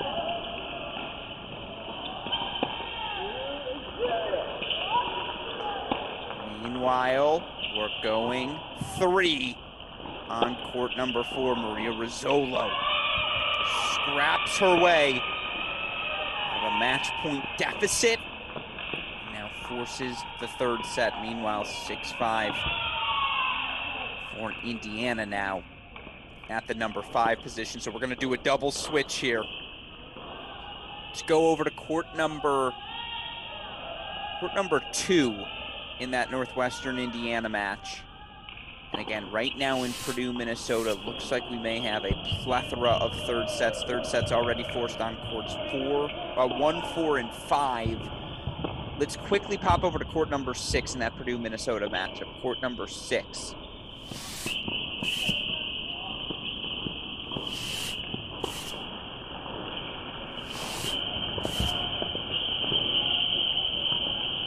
And when you are ready, super producer Daniel Westoff, we're actually going to switch away from this Purdue, Minnesota match from a bit and head back over to Illinois. Going to head to court 2 in Illinois, Purdue, as soon as you're ready to switch out those screens. By the way, it's 1-0 Illini in Champaign. Meanwhile, a breaker's going to decide the first set on 2. Here, Patrick Fletcher. And senior Simon Brathholm. Here we go, court number 2. This is freshman Gabriel Brancatelli serving up 5-4. Down love 30, though, here. 15-30 as he takes on Sifos Monsi. Meanwhile, Illinois does get their first 3 sets they need. Take first sets on courts 1, 3, and 5. Purdue with the first sets on 4 and 6. This is your final first set to be determined.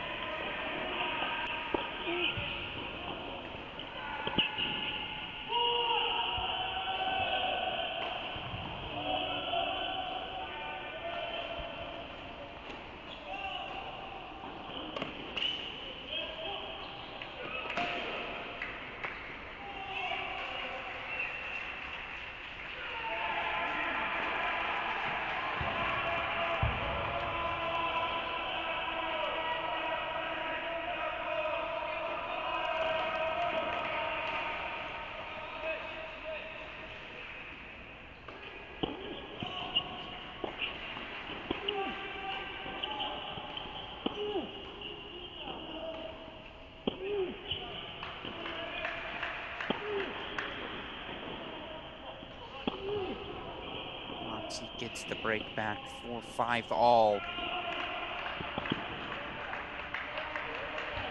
Fletcher just wide there, gives the mini break back for 3-2. Worth noting, yes, it's been a struggle for Indiana in Big Ten play. I mentioned winless thus far during this Big Ten regular season. Have lost 4 matches by a 4-3 score line.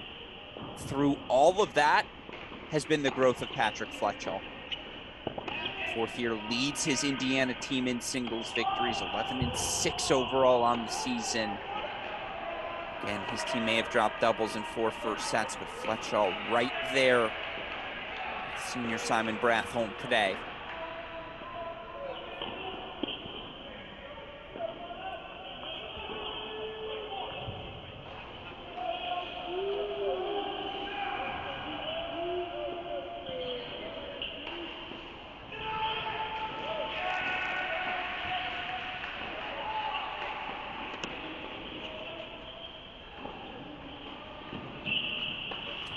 As we make the switch on 2.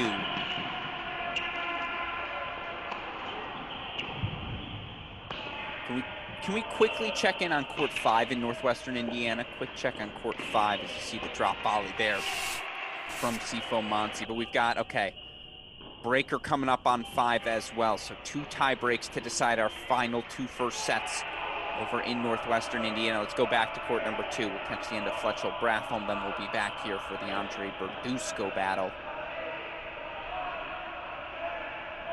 Let's go to court number 2 again in Northwestern Indiana as well.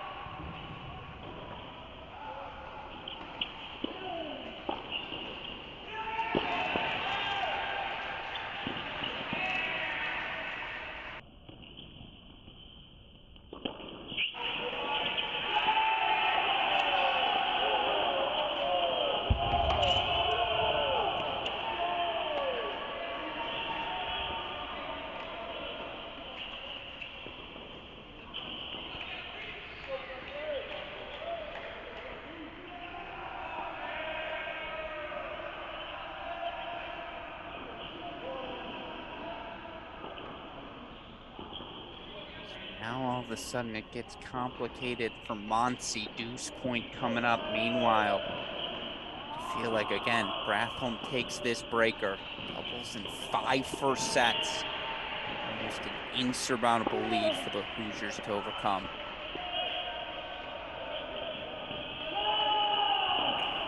Oh yeah, you see the frustration for Fletcher mounting.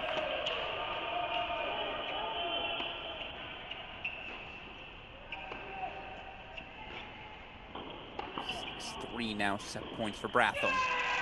Meanwhile, Broncatelli gets the break right back, and he's gonna let the crowd know. Bold move to taunt what I know are referred to as the net nuts. Those fans in Illinois, 6-5 lead for Broncatelli.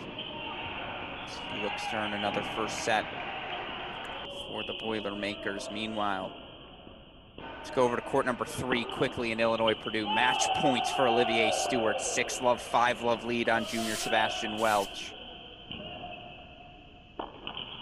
And there's the first set for Brathholm. So we go over to court number 5 in Northwestern Indiana. There it is, Olivier Stewart. 6-love victory here on court number 3. Makes it 2-0 Illini in Champaign.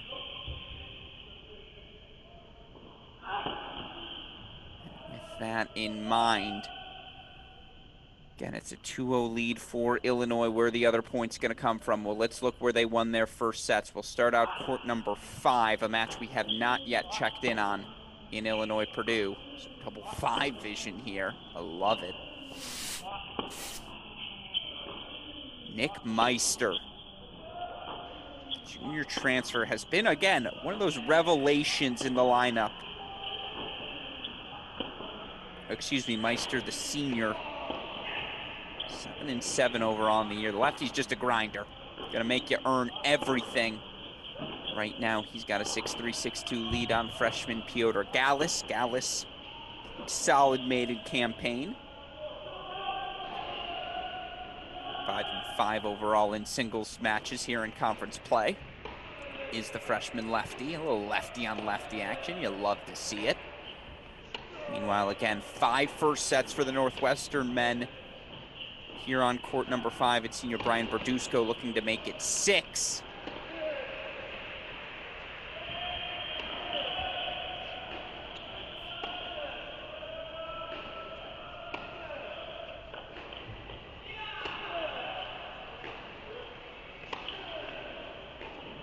That's what I'm saying about Meister.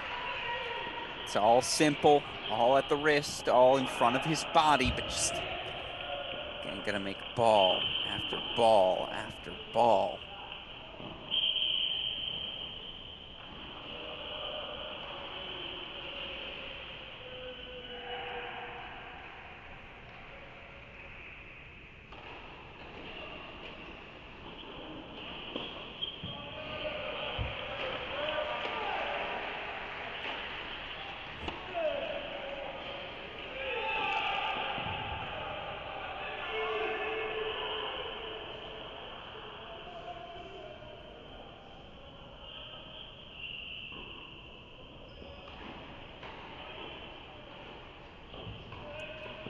See the hold there. Gallus gets on the board, still 6-3, 2-1 lead for the Illini on 5. Let's go over to court number 1. It was a 2-0 lead for Purdue senior Ethel Bennett, but now Hunter Heck's taken 3 straight games, and he's looking to make it 4. Be Love here as, meanwhile, making that turn. It's 4-2 mini break lead to Brian Berdusco of Northwestern.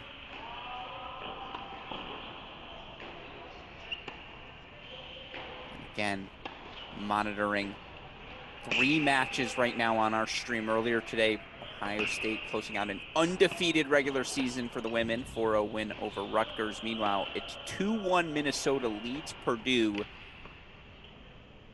Looks like it's about to be 3-1 Minnesota.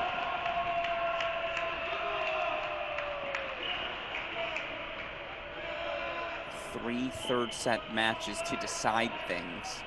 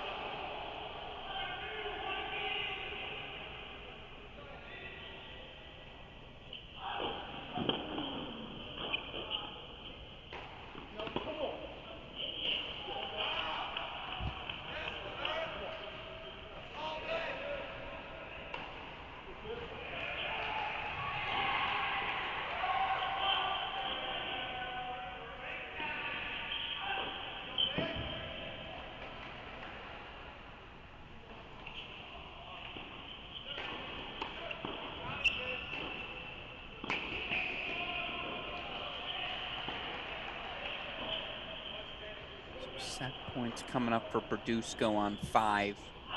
Meanwhile, again, Hunter Heck now 6-3, 4-2 lead for the Illini. Sets and breaks on courts 1 and 5. Let's look to close out the match. Meanwhile, Racket flying out of the hand. Nope. That was just a good punch. Still 6 first sets for Northwestern over in Evanston. With that in mind, it is 3-1 Minnesota leads. We're going to go back to West Lafayette as we've got 3 third sets remaining. Again, 3-1 Minnesota. We're going to go all Purdue here as Northwestern 6 first sets, very comfortable position. Of course, we'll try to catch the endings of any matches over in Evanston, but we're going to make that match the Minnesota-Purdue women's match. It's 3-1 Minnesota. We're going to head over to court number 4 there. Court number 4 in that Minnesota-Purdue match as it's a 2-love lead. Freshman Maria Rizzola was down match points. She may prove to be the clincher, folks. 3-love here in the third now. She leads Ruth Galindo. Meanwhile, let's go to our matchup on court number 5 to show what we have remaining there on court number 5 in Purdue, Minnesota. It's a 3-love lead for Purdue's Ioana Laranaga. 1-all on serve in the third set on court number 1. But that match we're going to monitor. We've seen a lot of it. Let's go back to Rizzolo and Galindo on court 4. So that could prove to be the clincher for Minnesota. Meanwhile, Hunter Heck is closing in on a 3rd point, and just like that, he'll have break point chances to make it 6-3, 5-2. And it is worth noting, for this Purdue men's team, again, they got the first sets they needed.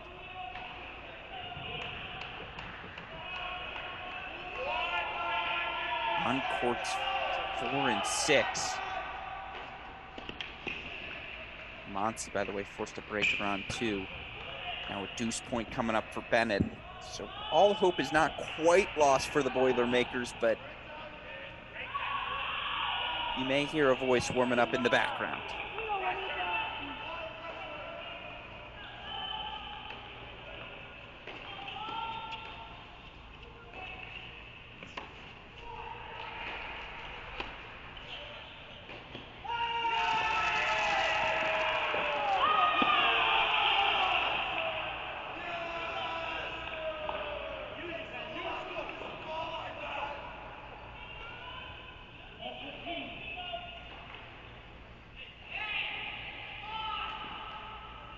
Meanwhile, a match all Big Ten fans will be monitoring. 3-1 Michigan over Northwestern.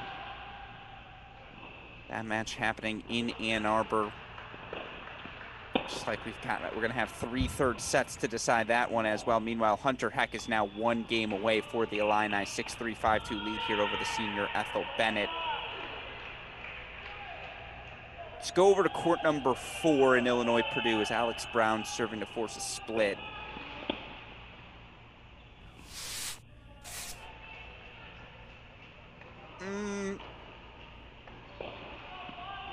I'm trying to figure out what to do here, folks. A lot of matches coming down to the finish line. Don't get too mad at me, super producer Daniel Westoff. We're going to switch out Illinois-Purdue for Northwestern Indiana, and we're going to go straight to court number 1 there. Court number 1 in Northwestern Indiana's senior Steve Foreman, 6-love, 5-2 lead. Foreman's been as good as any player in the country at that number 1 spot. 16-3 this year for the Wildcats. Again, he's 1 game away right now, taking on Carson Haskins. 1-0 lead for Northwestern there. You see just in time. Shout out to you, super producer Daniel Westoff. Match points for Foreman to make it a 2-love lead for the Cats.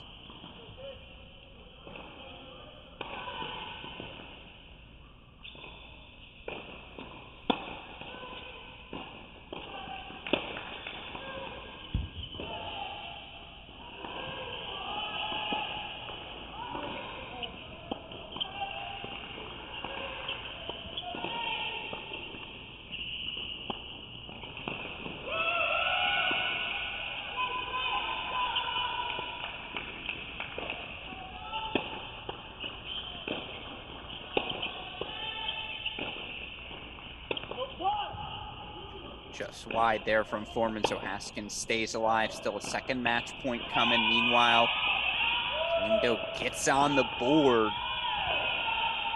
1-3, still the deficit, though. She's going to have to survive again. Just going to keep her team alive.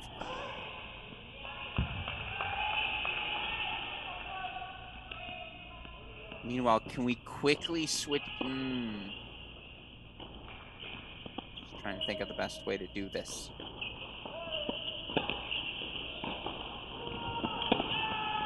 All right, there's the match for Steve Foreman. So it's 2-love Northwestern over Indiana. Let's go over to court number 3 now. Trice Pickens is closing in over Luka Vukovic as well. It's senior day. Only fitting that the seniors lead the way for the Wildcats. Again, that's court number 3 next. Pickens closing in. Meanwhile, Hunter Hack does close out a 6-3, 6-2 win. So it's 3-love for the Illini. And honest to God, I think we're going to have more time with Purdue, Minnesota than we will with the Illini match. So we're going to go, when you're ready, super producer Daniel Westoff, court 5 over in Illinois, Purdue, the men's match. It's a 3-0 lead for the Illini. We're going to go to court 5, where it's a 6-3, 4-1 lead for Nick Meister. And Northwestern closing in on a couple of other places as well.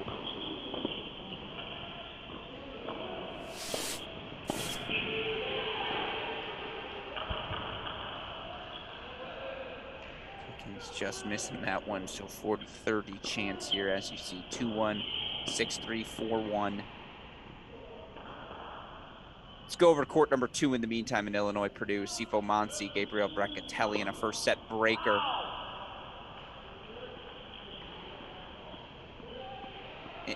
Interesting, we've had 2 matches already finished for the Illini for a first set finish is here for Monsi.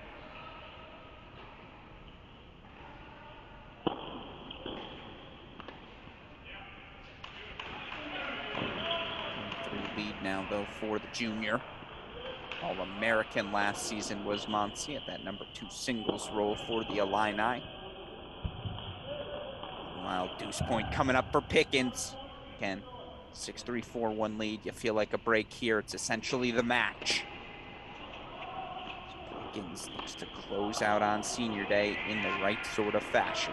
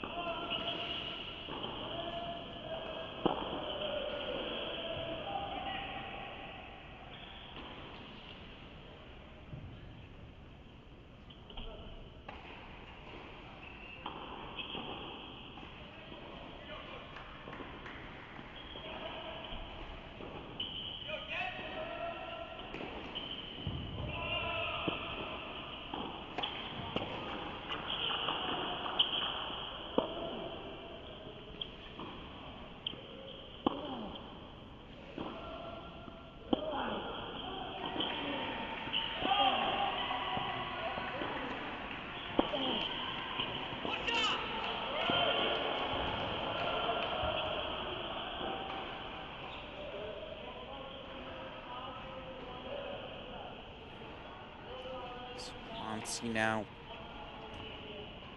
2 more set points.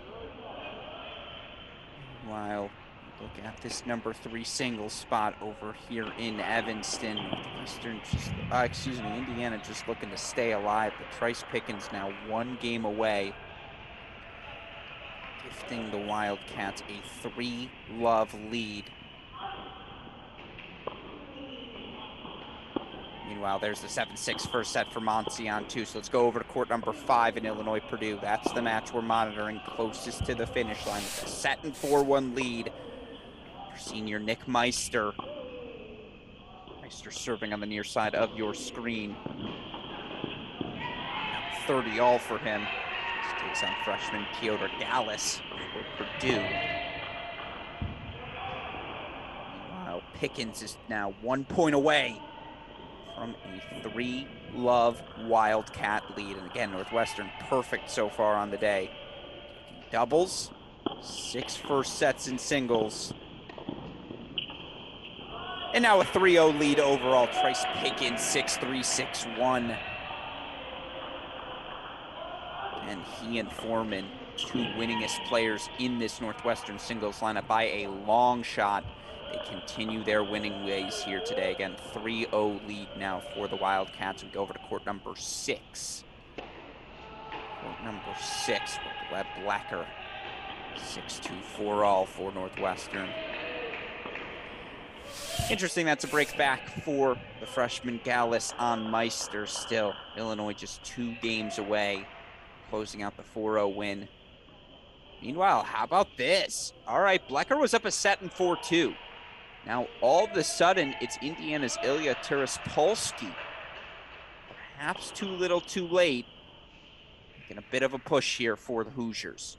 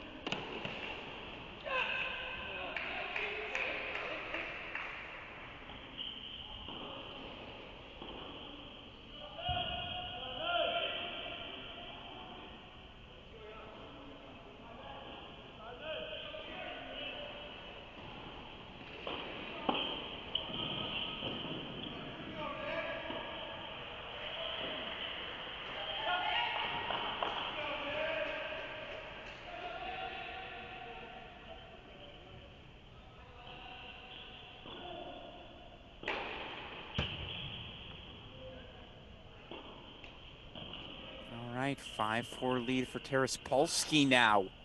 So things getting a little frisky at the end there. Nevertheless, we're going to go over to court number 2 here. After that 7-6 first set, Simon Brathholm for Northwestern. Now a 3-love lead, chance to make it 4-love. He's got 3 breakpoint chances here on the 4th year, Patrick Fletcher.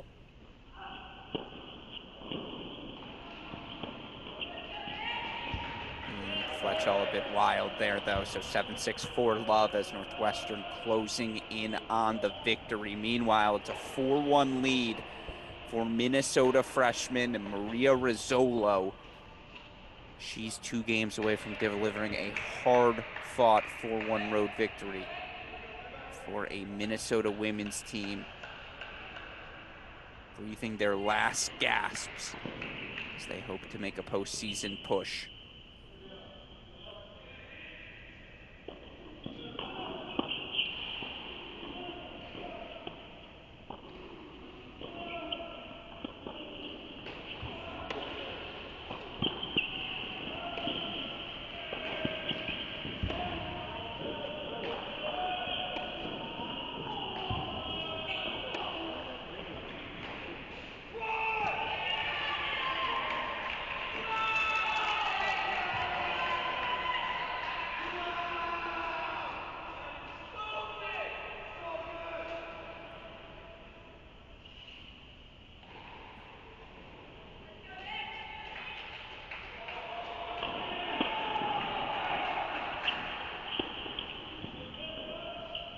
Yeah, Fletcher's just lost his rhythm here.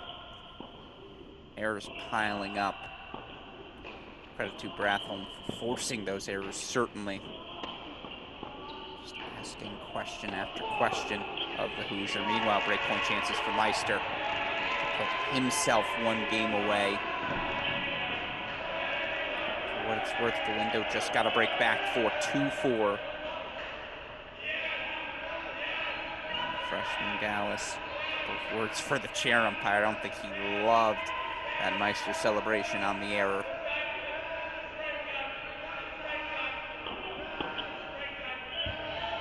Meanwhile, 7-6, 5-love now. Simon Brathholm is 1 game away from delivering Northwestern a victory. The Northwestern Wildcats right now 28 in the current ranking, 17-9 overall. They're going to get into the NCAA tournament. Very likely be the number 4 seed at the Big Ten Championships, given their loss to Illinois. That loss giving them a third loss in conference play. Wisconsin 5-2 overall. Wisconsin was supposed to play Ohio State this weekend. As we go over to court number 4, by the way, Northwestern Indiana right now. But Wisconsin's match against Ohio State gets canceled due to COVID issues within the Buckeye program. Why is that relevant? Well, Northwestern was banking on a third loss for Wisconsin. A third Wisconsin loss would have given Northwestern the tiebreaker over both the Badgers and the 5-3 Nebraska Cornhuskers. Heading into the conference tournament would have made them the 3 seed. But because Wisconsin is not playing Ohio State, Wisconsin's going to end up as your 3 seed. That means for Northwestern, they're going to take on the Buckeyes, not the Michigan Wolverines, likely in a potential Big Ten semifinal. Those little details matter, folks. So worth keeping in mind. Meanwhile, here it's sophomore Presley Henaman, who's won 5 matches in a row for the Wildcats. He has found his form of late as the sophomore. 6-love first set, but down 5-3 here to Vikash Singh. Meanwhile, on court number 5, again, Gallus forced the deuce point. Meister trying to close in on the victory, but Gallus 3-4 now. Meister still up a break on court number 4. Let's go back to court number... Ooh, and I apologize. We missed a match point. It's now 3-1 Illinois leading Purdue. Rohan Sachdev, 6-1, 7-5 victory over Alex Brown for the Purdue Boilermakers. 3-1. Let's go over to court number... Let's go over to court number 2 there. Court number 2. Second set underway between Monsi and Brancatelli.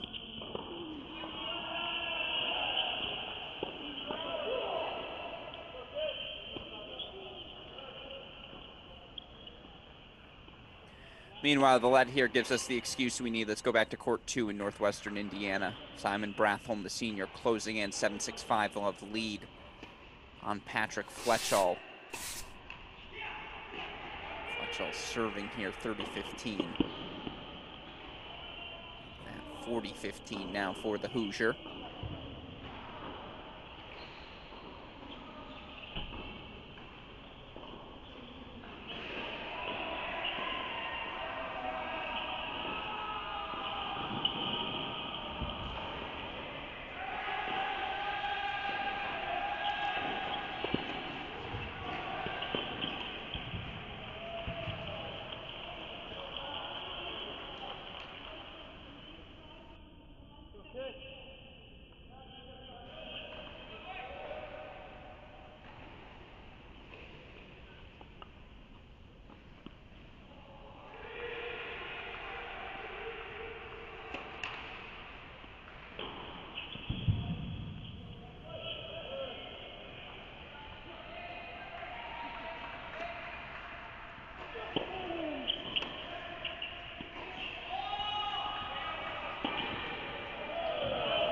All right, final service game potentially here for Simon Brathholm. Starts with a confident overhead. So he's 3 points away from delivering a Wildcat victory.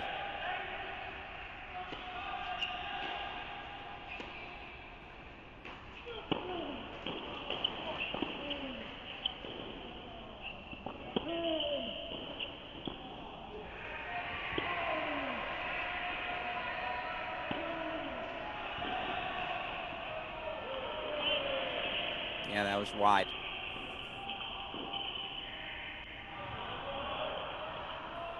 So 30 love now. Brathholm's 2 points away. Yeah, that was wide. Come on.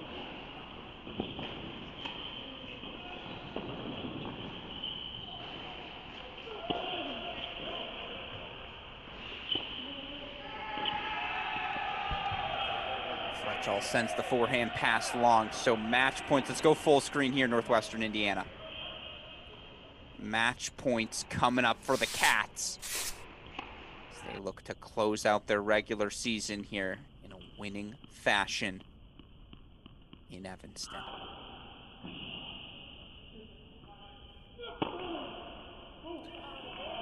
For Cats, Simon Brathholm, 7-6, 6-1, and how about that? on senior day, it's Foreman, it's Bratholm, it's Pickens. The seniors delivering for the Wildcats. Northwestern going to be your number 4 seed at the Big Ten tournament. No worse, I should say, than your number 4 seed. And again, have solidified themselves a spot in the NCAA tournament. With that in mind, let's head over to Minnesota-Purdue. 5-2 lead for Maria Rizzolo. It is a 3-1 lead for the Gophers overall. And if we can, let's just go full screen in that. I apologize. Give it a second, folks. We'll stay here in this Monsi match. Meanwhile, for what it's worth, Nick Meister now 6-3, 5-3. So we're actually going to have to go split screen. Sorry, super producer Daniel Westoff. Split screen, court number 5 here in Illinois, Purdue, as Meister is 1 game away.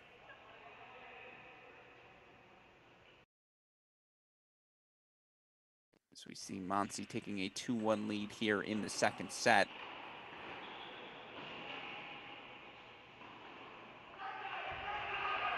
Nick Meister here, the opportunity, Illinois here, 3-1 overall lead.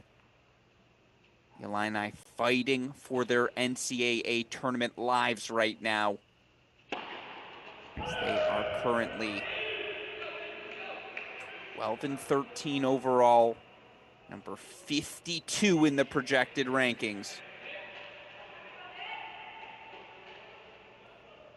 Dallas looking to force the senior Meister just to have to serve it out.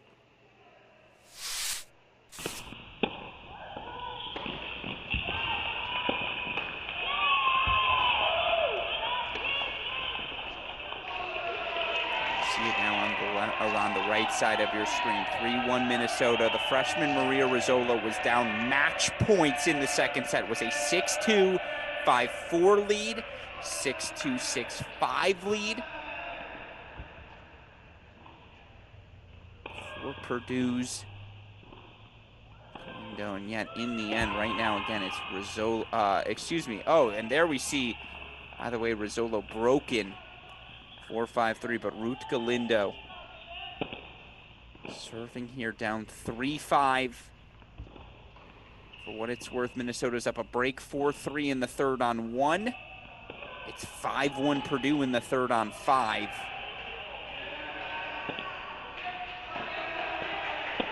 Wow, Meister's now 2 points away as the errors have piled up for Dallas, so 30 all. And just a reminder, on the near side of your screen in the all-white is Purdue's Ruth Galindo. Far side in the Minnesota red is freshman Maria Rizzolo.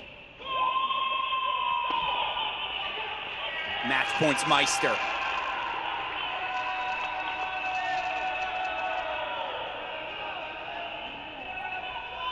Can we go full screen quickly, super producer Daniel Westoff, for the match points without screwing up too much of that Purdue-Minnesota cast? If not, don't worry about it. But if so, we go full screen here. Gallus, the freshman, again, taking on senior Nick Meister. Meister, one of the breakout performers this season for Illinois.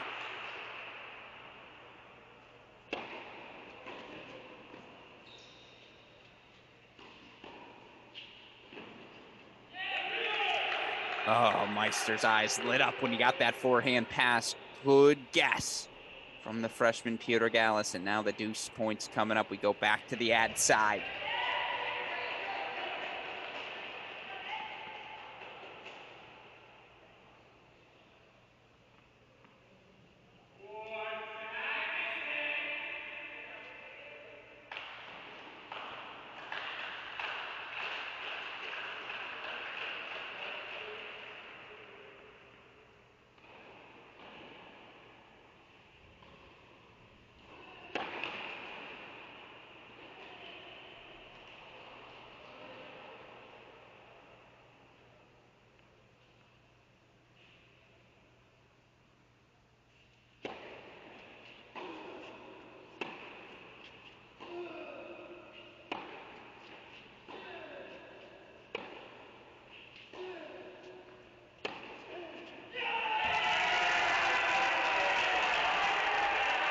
Call confirmed. Meister with the clinch. 6-3, 6-3. It's a 4-1 victory for the Illinois men.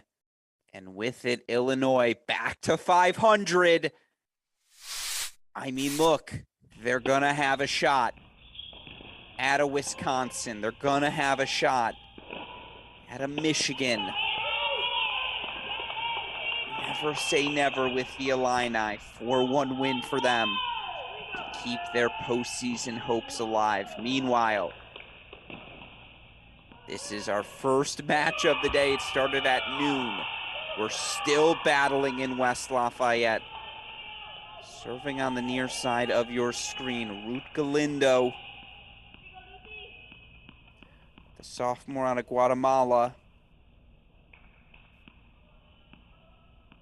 8-7 overall on the season is Galindo. She's taken on freshman Maria Rizzolo. Rizzolo 13-7 overall on the year.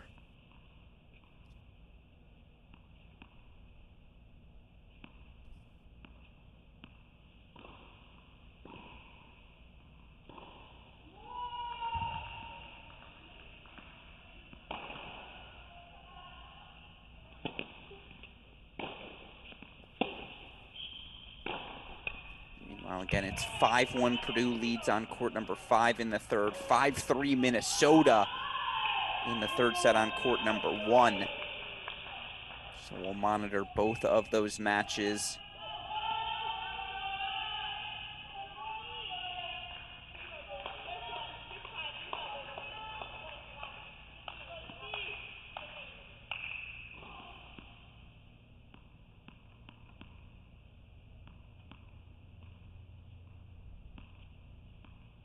She land that volley? It looks like she did. So 40-30 for Rizzolo, and I don't think Rizzolo's held here in the third set, monitoring from afar. I believe all 3 of her games have come on breaks of Rizzolo, so Galindo here. Massive opportunity to put all sorts of pressure on the freshman Rizzolo. Meanwhile, I am keeping my eye on court number 1. 3-5 Fodor serving 40-30, but how quickly could that become a deuce point match point? Don't worry, we're keeping our eye on it.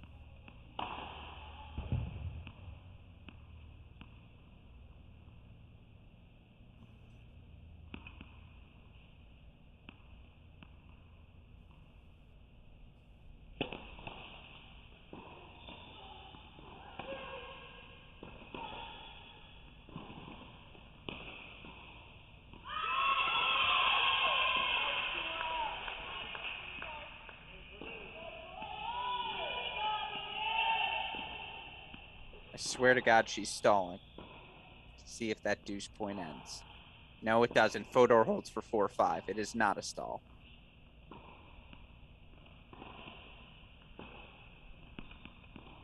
Oh, had the backhand pass lined up beautifully, but now game point, set point, deuce point, match point, dual match deciding point here on our final Cracked Racquets Big Ten CrossCourt cast of the season. It's match points for the freshman Maria Rizzolo.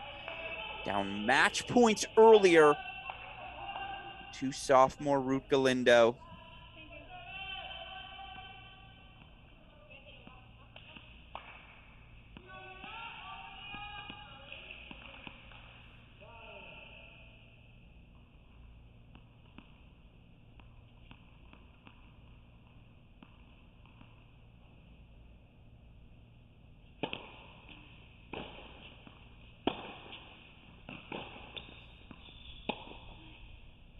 Drops in.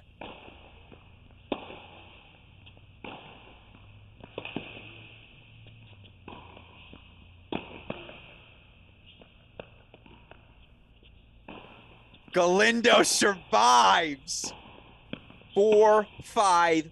The sophomore from Guatemala holds. We go quickly over to court number 1, excuse me, court number 1. Rachel Hanford.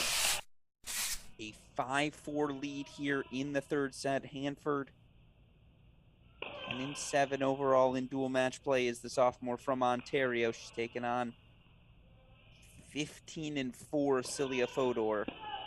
Been one of the brightest spots in this Purdue lineup. Leads the team in singles victories. They need her to come through again here in the clutch.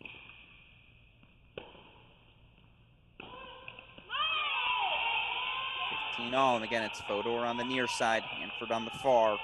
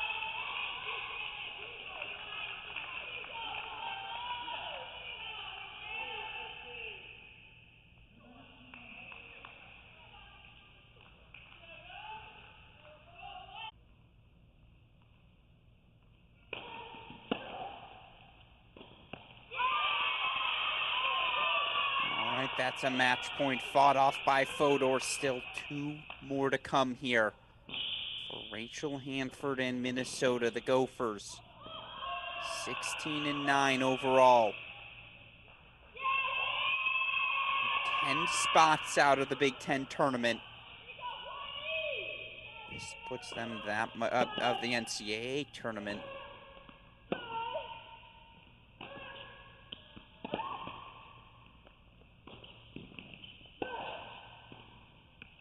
But a massive victory. Oh, yeah. You can understand the frustration, for Fodor.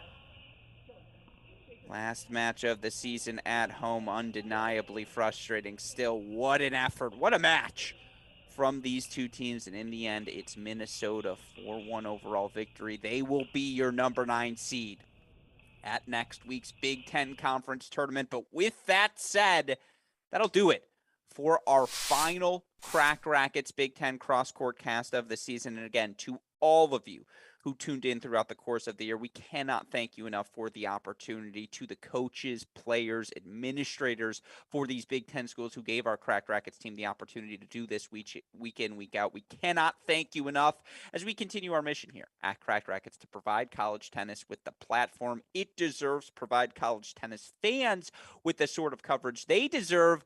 Of course, the season is not yet over. We've got postseason play coming underway. Big Ten tournament next week. NCAA tournament starting the week after that. We will have all of that action covered here at Cracked Racquets as we try to keep all of you the most informed fans in the business. Of course, every Tuesday night, 7 p.m. Eastern time, we've got our women's episodes of The Deciding Point. We break down all of the women's Division I action happening across the country. We do the same for the men.